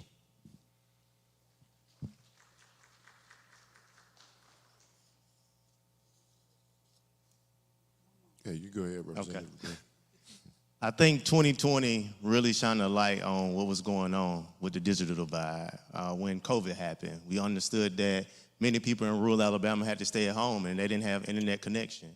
We understand that transportation was kind of hard during COVID, but what we don't understand is that many of us talked about the infrastructure bill, we talked about holding cities accountable, but we didn't talk about the allotment that every congressional member gets to put down in their district. And so if I'm in Congress, I'll make sure that those projects have priority, make sure that water and sewage gets the money, make sure that we continue to invest in broadband. You got to understand, broadband is probably like a $6 billion issue in Alabama. We were ranked like 47th or 48th. So there's going to continue to have to be money put in broadband. And also working with federal agencies like the Department of Agriculture, right? They really work with broadband and really building the infrastructure of broadband because that's what they care about as farmers and things of that nature, and the FCC. And so those are the things from the federal level that I would do because you do have that allotment of money that you can bring down. We do need to hold local and county and cities accountable, but there's things we can do on the congressional level to make sure that that money is pivoted in the right direction. And that's what I would do if you elect me for Congress.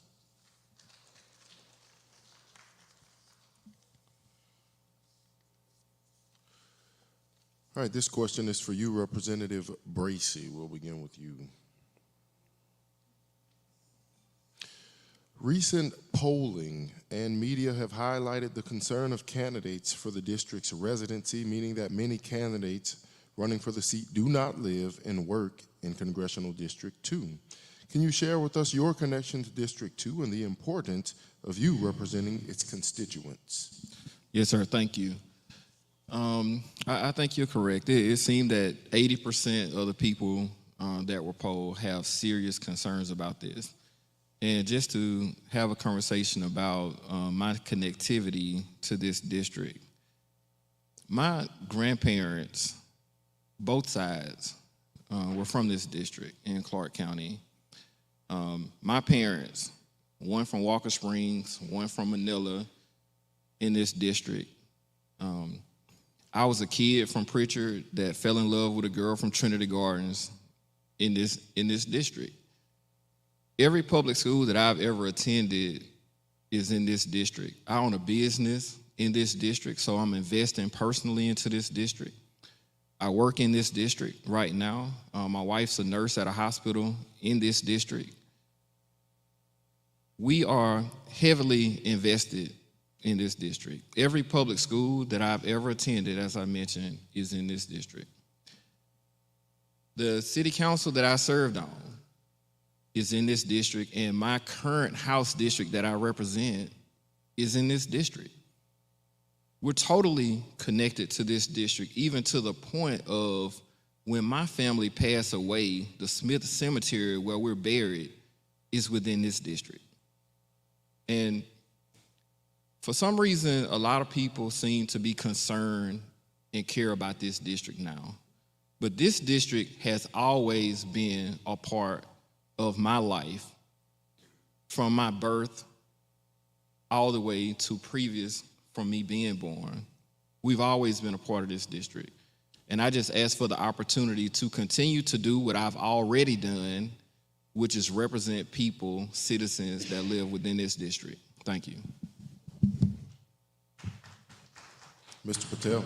So, as you mentioned, the voters, the polls say that this is a really important topic, and I think any candidate who is trying to represent their constituency, be a part of their constituency, have significant investment into their constituency, be amongst their constituency. How you define those things are gonna depend person to person. I have a significant investment into this community or into this district. I grew up in Troy. I have a lot of businesses here, and I think the topics that are important to us is something that I can resonate with. Then what you have to look at is say, out of all these candidates, who do we think will go to DC and bring that impact back to our district? Some of that other stuff, we just get clogged into a quagmire.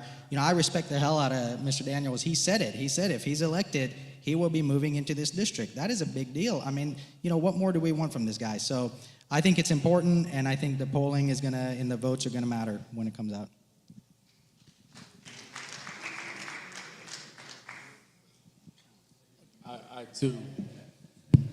I too am of this district, from this district. I tell people, look, my mama and daddy were born and raised in this district. All 4 of my grandparents are from this district. All 8 of my great-great-grandparents and all 16 of my great-great-great-grandparents were born, raised, lived, worked, and died in this district.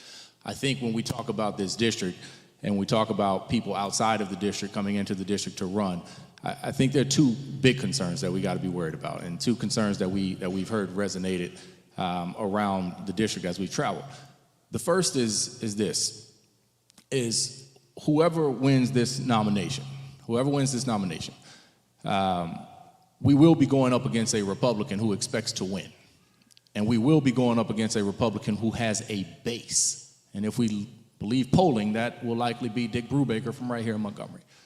If we put a candidate on the Democratic side against a candidate from Montgomery or who has a base in this district, if we put a candidate from the Democratic side who does not have a base in this district, we jeopardize making Hakeem Jeffries the next Speaker of the House. The second part of it is this: we have enough cities and towns and communities in this district to worry about prioritizing. I don't think anybody in this district wants to worry about when the phone rings in Washington, D.C., is their congressperson going to prioritize sending money to Redstone Arsenal or Maxwell Gunner? Is their congressman going to worry about still satisfying constituents in Birmingham or Mobile? It is a real concern.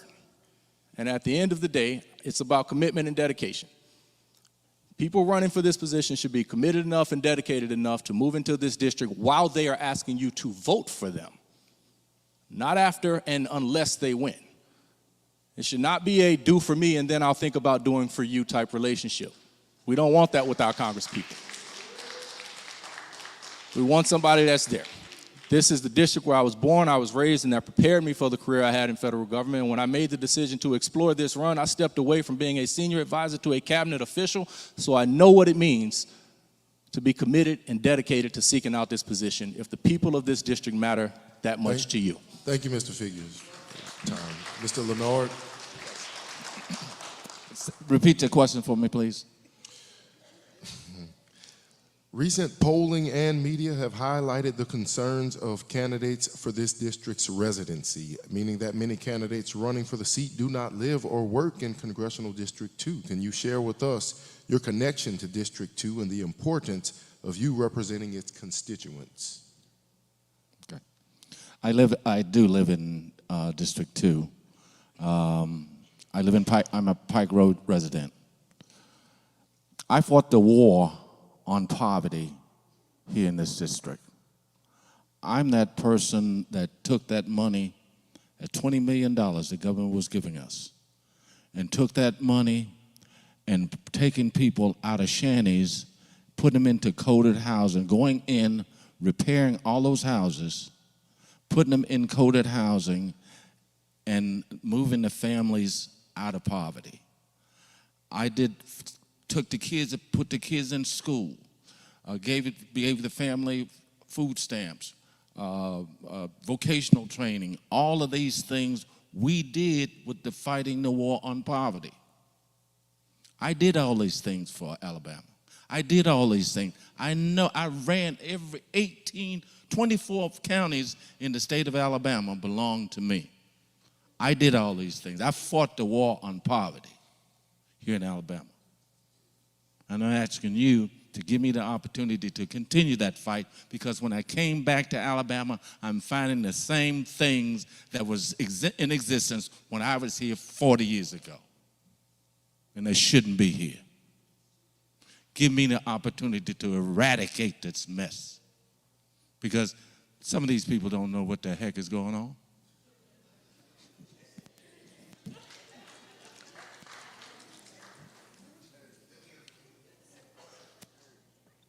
So I have generational family. First of all, I was raised in Bullitt County, Midway, Alabama.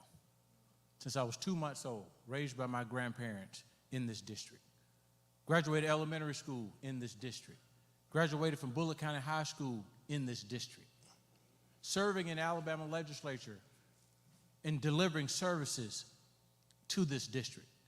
Whether it's on the oversight committee of distributing ARPA funding to communities throughout this district, or whether it's doing sports camps or robotics camps in Union Springs, or whether it's directing funding to Union Springs for after-school programs, or whether it's helping with some of the development in other parts of the district and delivering revenue to other parts of the district. Now, do you ever leave home when you leave? Do you ever really leave home?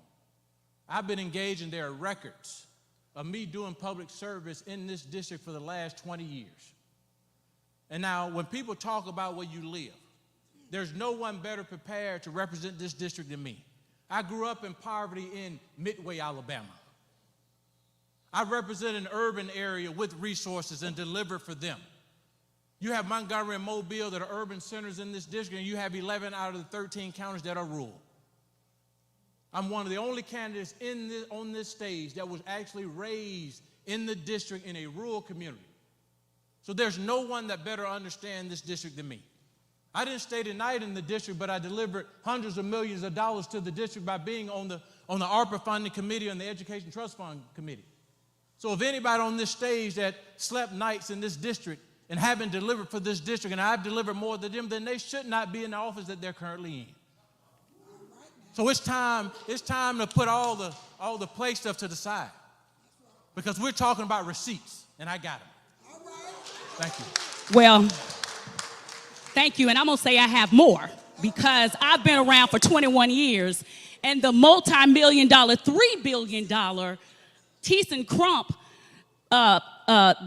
the economic development for ThyssenKrupp in Mobile, I'm the only person on here that actually voted for that.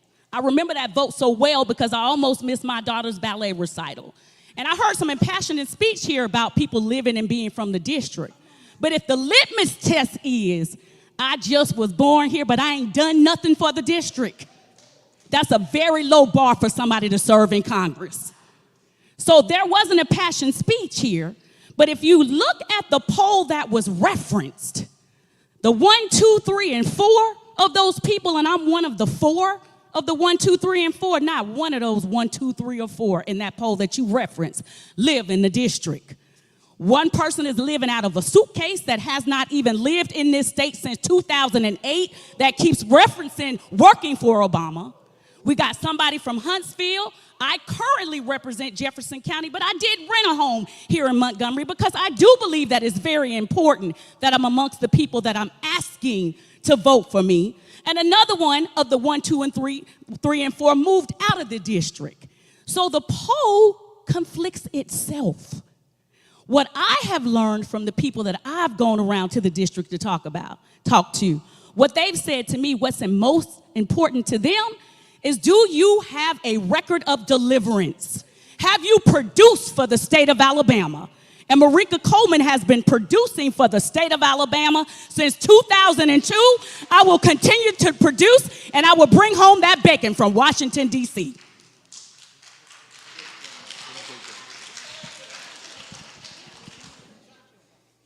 You go ahead, Mr. Averhart.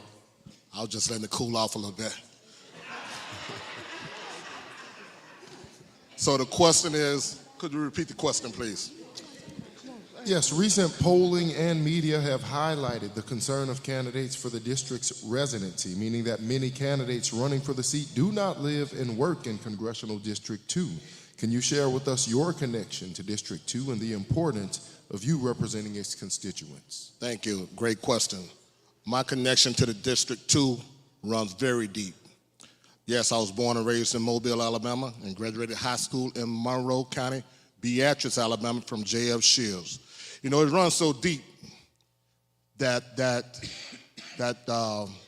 big house that we have family reunion at every year that I own, my family own, we do family reunion right there in Beatrice, Alabama on Turnbull Road.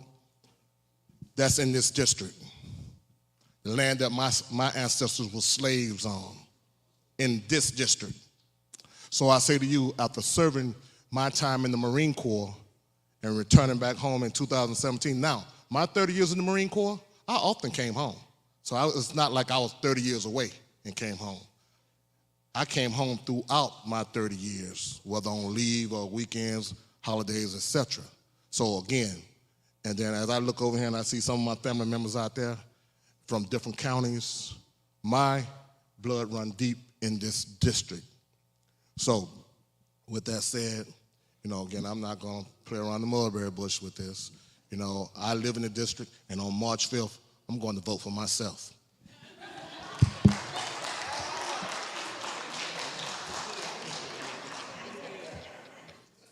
You go ahead, Representative Gray. Yeah.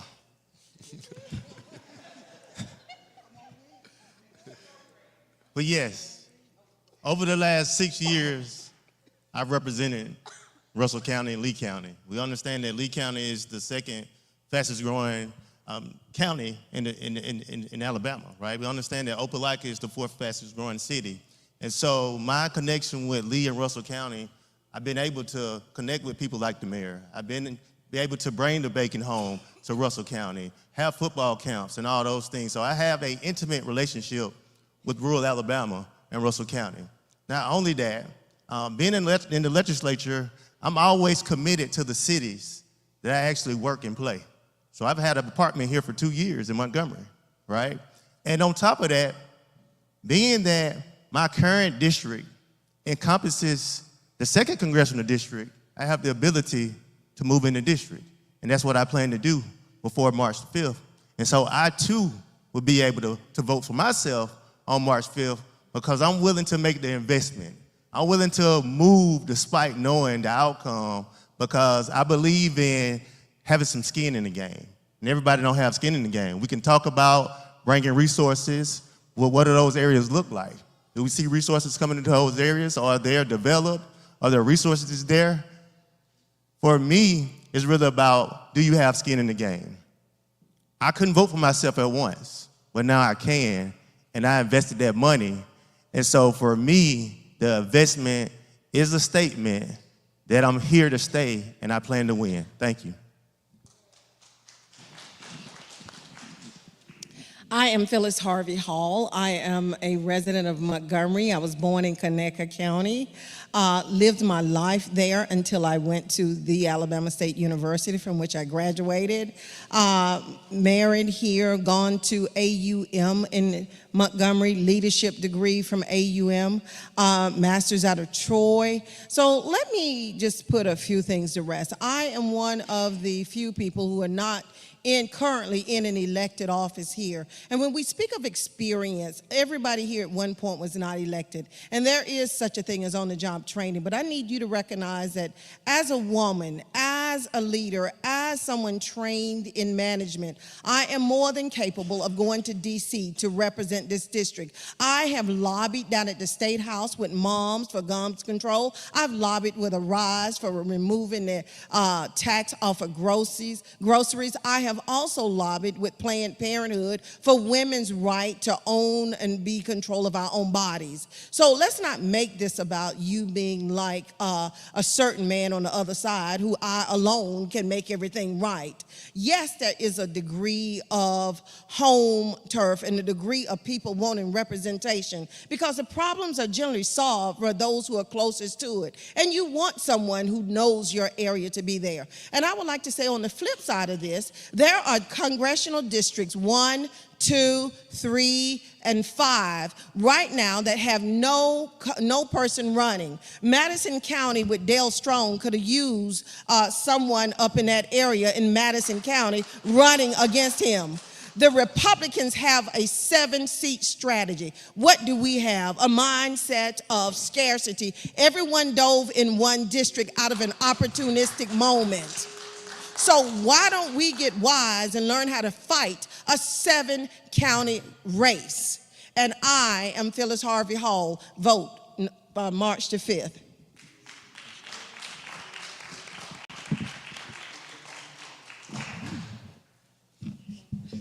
Have you had a chance to respond, Representative Reese? I kicked off the party. Okay. Yeah, I kicked off the party. All right, candidates, this is our final question, and then we will be moving to your closing statements. And we're starting with Mr. Patel.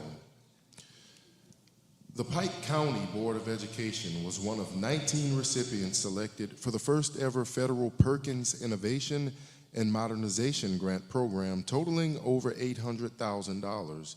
It was from the Biden-Harris administration, which is investing $25 million to launch career-connected high schools nationwide. Areas in Congressional District 2 have schools where students are economically challenged. How will you advocate on a federal level for equitable education in Congressional District 2? Yeah, so this is my home county. Pike County is my home county, and you know, when we talk about advocating, and I love it. I love the idea of advocating, but it's just not enough. And we finally have an opportunity here to elect a Democrat in District 2, and I hope that our intent with this position is that we are electing somebody who is a visionary. So we have very important topics that we all agree are very important.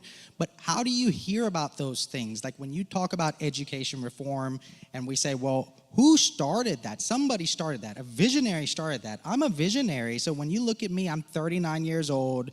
You know, I have multiple businesses that we founded, that we've started, that we've made successful. You know, I have one hotel in particular that was dedicated to close down. It was going to close down, and it went on a national auction site right there in Pike County. And I thought to myself, and I had people come present it to me, that why don't we just buy it and close it down, because that would be good for the rest of the hotels in the city. I went the complete opposite way. I said, you guys work on that strategy. I'm going to work on reviving this guy. And I did. We revived that project that employs tons of people, that does great stuff for the community. And that's the type of person you get with me. You get somebody who these next talking points you're going to hear 2 years, 4 years, 8 years, 12 years down the road are going to come from people like me. Thank you.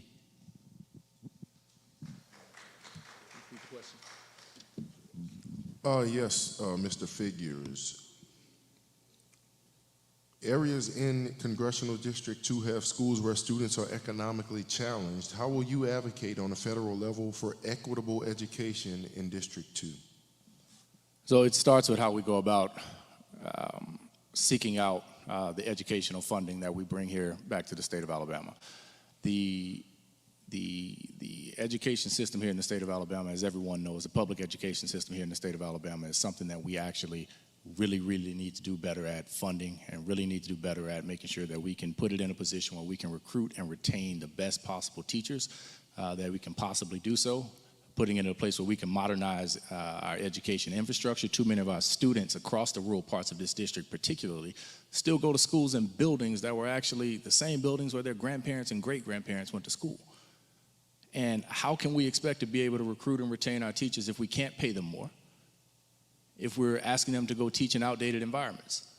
I remember the movie Lean on Me. One of the first things Joe Clark did when he walked in to the all-staff meeting, he said, tear down those cages, because if you treat them like animals, that's exactly how they will behave. He basically meant that the environment in which we create is indicative of the outcomes that we will get out of our education systems. I've also learned throughout this process that in the state of Alabama, across the state of Alabama, our teachers, the ones that we ask to take care of everybody else's children across this state, when they decide to start a family for themselves, you know how many days in the state of Alabama they get off, paid days? 0. So I want to go after federal funding where we can address that issue. And a lot of our colleagues on the stage will say, no, that's a state issue. It doesn't have to exclusively be a state issue. There's ways we can actually go about seeking out federal grant funding, attaching conditions to federal spending, creating new grant programs to supplement conditions and benefits that we can offer our teachers to put us in a position where we can better recruit and retain the teachers that we need to be able to elevate this district academically.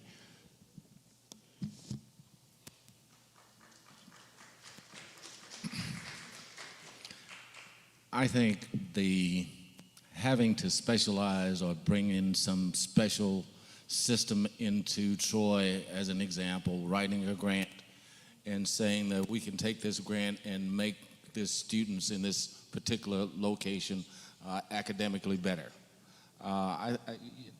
That's a waste of time. We need to educate, we need to go back to fundamentals in terms of reading, writing, and doing arithmetic. We've gotten away from doing the basics. And we can go back and do the basics, and our educational reform that we need to have is nationwide. Not only is it in the black belt of Alabama, but nationwide, and particularly in the black community. We're not taught to be educated. We're miseducated. We're taught half of what it is to be educated.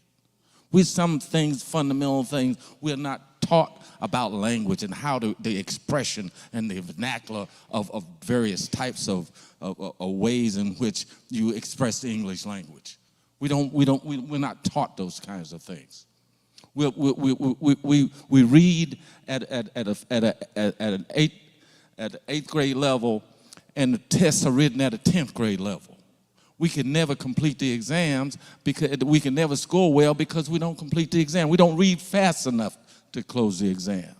So we need to get back to fundamentals: reading, writing, arithmetic, and providing vocational education in the educational system, because not everyone is qualified and has the ability to go to college.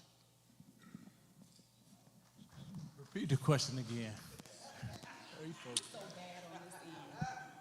The Pike County Board of Education was one of 19 recipients selected for the first ever federal Perkins Innovations and Modernization Grant Program, totaling more than $800,000. It was from the Biden administration, which is investing $25 million to launch career-connected high schools nationwide. Areas in Congressional District 2 have schools where students are economically challenged. How will you advocate on a federal level for equitable education? First of all, as the only former elementary school teacher on this stage, for me, we got to make more investments in cradle to pre-K. We have the federal program, the Head Start program, more investments on the front end. That's number one. Pathways. We got to create career pathways for students that are starting at the 9th grade, where they can choose an area of interest. This should not be limited to just the math and science school. This should not be limited to the art school or the cybersecurity school. We should be able to have availability for students in any county in the state of Alabama within the 2nd Congressional District, the option to go into either a public health track, an engineering track, an arts track, so that they get accustomed and understand what it is, have exposure to what they want to do in life. And so we got to also go in the middle school level. One of the things that I was able to do in my district that I currently serve, I put $2 million in 9 elementary schools back in October. Why? Because of the U.S. Supreme Court decision that determined that race can no longer be considered for admission to schools, Ivy League schools. So how do you compete with that? But poverty can. And so when you make that investment, the 9 Title I schools that I made the investment in is paying teachers $50 an hour in an after-school program that's free to every parent, being able to raise the bar for students whether they're level 1 to level 4, so that we are preparing them academically like we do athletically. And so those are the type of grants and funding that you have to redistribute back into the area, so that every school, regardless of where they are and who their representatives are or senators are, every district will have the opportunity to make investments in pathway programs, so that we increase the chances for our young people to make it to the next level and have a fighting chance at living the American dream right here in the state of Alabama. You're doing the same thing I'm doing. You're passing the microphone. So look, I did have an opportunity. Matter of fact, most of us were in Pike County this past weekend and had the opportunity to hear about the program there. And so what in the world can we do at the federal level to make sure that we have more of that?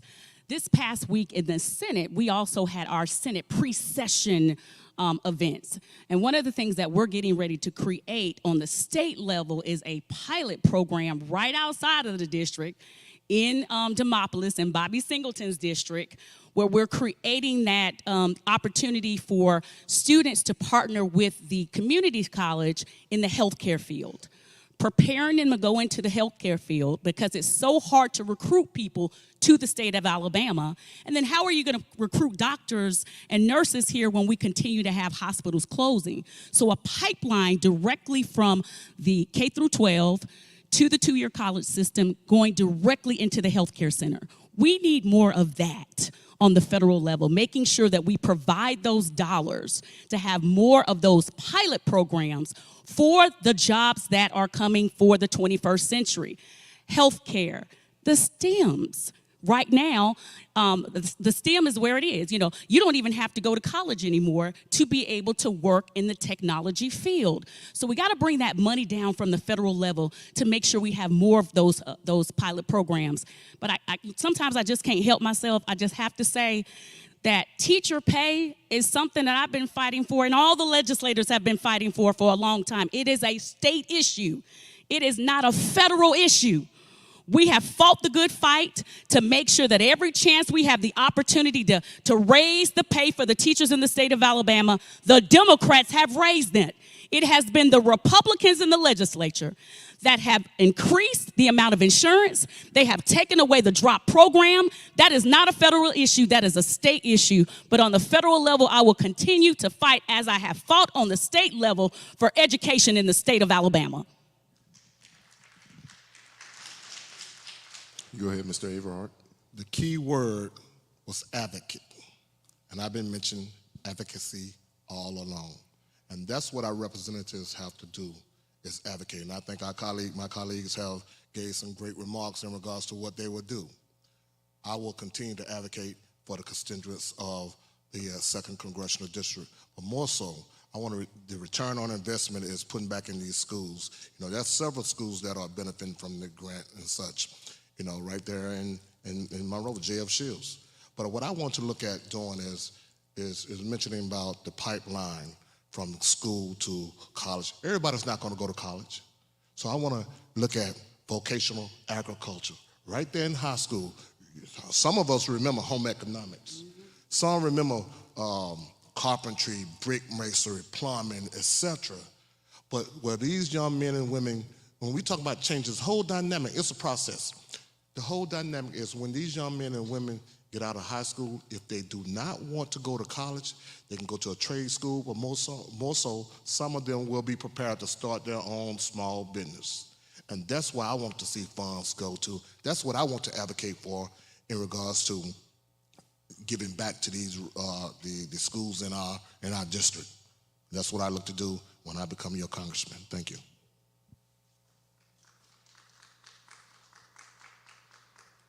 For me, it's about looking at need-based funding, right? We understand that a lot of times the schools that have it all, they keep having it all, right? And so how do you create a metric where if it's rural, if it's impoverished, if it has lack of resources, how do you reallocate those resources where the schools that actually need the money get the money? A lot of times when you're failing school or underperforming in school, no matter how much you progress, you're still an underdeveloped school. Right, so how do you reallocate those resources? How do you support the teachers? My colleague talked about the teachers' pay and helping the teachers actually find the resources they need to actually teach these kids. But without being able to redistribute the money, you can't do anything, right? Because the haves have and the have-not have not, right? And so we have to create a model where that money is funneled into those areas that really need it in a need-based model where no child is overlooked, no matter if they're in a rural area, or urban area, or suburban area, they're getting the resources they need. And that's what I plan to do when I go to Congress. I mentioned earlier how my plan and one of my focus would be making certain that I was on the Education Committee in Congress. And being on that committee would give me access to work with actually funding to low and impoverished schools. Now, we already have Title IX funds, we have Title I funds that come to impoverished schools. And we can continuously do the research and look at how we can better offer programs coming through an education enhancement initiative.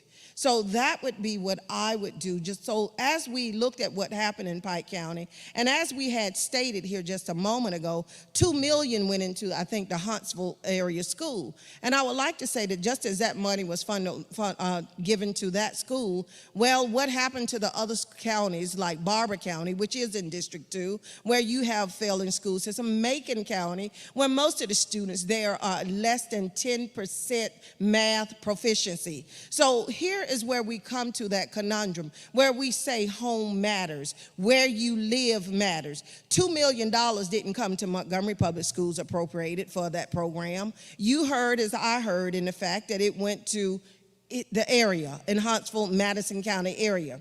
So when we have Macon County, Montgomery County, we're looking at Barber County and these other counties, you need someone who's going to be fighting for those schools, someone who understands those districts, live in this district, and will be making sure that funding and appropriations come to schools in District 2. I am Phyllis Harvey Hall, here fighting for District 2 as I did in 2020 and 2022. And yes, we can together transform and bring progress to our area.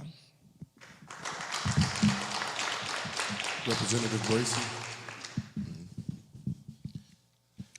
One of the things that I would like to see is, as mentioned, when they asked what were the top priorities, and I said opportunities. Back in 2012, I went to a meeting that was held by our then superintendent of public schools, Ms. Martha Peak of the Mobile County Public School System. And she challenged the community with one statement. She said, "It starts with us." And that's when I realized that it does. And that's when we went in and we started to create what we call signature academies in our public schools. So every public school in Mobile County has a signature academy. The school that I work closely with is Williamson High School, where we have the Academy of Maritime Engineering and Entrepreneurship. We have clear tracks for our students that go through these programs, so when they graduate from high school, they don't graduate to nothing, because what was happening was, before we put these programs in place, students that did not go to community college or did not go to four-year institutions, a lot of them graduated and had no pathway, no career opportunities. They graduated to doing nothing, and we all know what happened to the kids in our community when that happens. This is a proven model that has worked for over the last 10 years, where we are going into the schools, where we're putting private industry in a position of forcing them to become good corporate citizens based off the incentives that they get to locate these companies in our communities, and now they're turning around and they're providing good paying jobs for our children. This is important, and if this can work in Mobile County, this can work throughout our entire district. Every area of our district needs to have opportunities for our children. One of the worst things that I hear when I talk to parents is, when my children go off to college, they never come home. And they don't come home because we don't have opportunities for them. It's our responsibility to make sure that our students have options. And if they decide to move away, it's because they want to move away, not because they have to move away. Thank you. Ladies and gentlemen, will we have a round of applause for all of our candidates?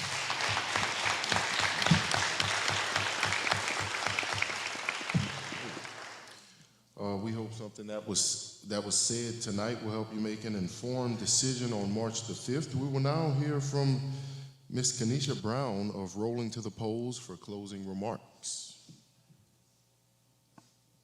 I'm not going to keep you because it's getting late into the night, but I do want to give another round of applause for our candidates who took the time to be with us tonight. I do want to remind everyone that all candidates for Congressional District 2 were invited, both Democratic and Republican, and the ones that you see before us tonight are the ones who answered the call, so we do truly thank you. I do want to acknowledge if you are a member of Delta Sigma Theta Sorority Incorporated and a volunteer with Rolling to the Polls, just either stand or wave your hand. We have some also in the lobby, and we thank you for helping. Do want to remind everyone, the primary is going to be on March 5th, 2024. Voter registration deadline to register electronically is February the 19th. If you're turning in paper registration forms, you need to get it in by February the 17th. If you need to register to vote or update your voter information, please stop by the Rolling to the Polls table on your way out. If you are confused about where you currently live, please also stop by the Rolling to the Polls table on your way out. If you need a ride to the polls on Election Day, please stop by the Rolling to the Polls table on your way out. We can pick you, your cousin, your family, your neighbor, sister, cousin, uncle, and we will also have snacks as we take you to the polls. And we're also working to how to have this streamlined throughout the entire congressional district because there's no time like now that we need to head to the polls. 2 announcements that I want to make. I know we could not have all the questions that you wanted to hear from the candidates tonight, but there will be some more opportunities. There are some upcoming forums, starting with February the 20th. Southern Poverty Law Center Action Fund will be conducting a forum. To my understanding, it's not open to the public, but it will be live streamed on their Facebook page. So make sure you go like and follow SPLC Action Fund on Facebook. There is also another congressional forum on February the 22nd that will be hosted by Montgomery Metro Ministers Union, and that will be held at Mercy Baptist Church at 6:30 p.m. So if you did not have a chance to hear the questions that you wanted to hear tonight, there are more opportunities. One thing I do not want to hear is that you don't know who your candidates are, because we're providing opportunities to get to know your candidates. And by any means necessary, please make sure you go out and vote and you be informed. On behalf of Rolling to the Polls Voting Initiative, we are here to serve you with all the voter information you need. If you don't vote for me or this silk press that I lost in this weather today, to get this straightened out for you all, just please vote for the goodness of Congressional District 2. Thank y'all. God bless you. You ain't got to go home, but we got to close the church doors. Thank you so much. I got one question. Now, this is going to be available for reference on the church's Facebook. Yes, and YouTube? yes. If you need to go back and reference anything that the candidate said tonight, please make sure you visit Hutchinson Missionary Baptist Church on YouTube or Facebook. Okay? Mm-hmm. And our Gumptown magazine. I'm sorry, sir. I'm sorry, Senator. I see you over there. Our Gumptown magazine. Okay? And Cuba Ray Hayes. You want to talk? Okay. All right. If all hearts and minds are clear, thank you all so much. I do ask the candidates to stay for a few seconds for a picture, and hopefully you can linger around a little bit in case any of your voters have any questions. Thank you so much.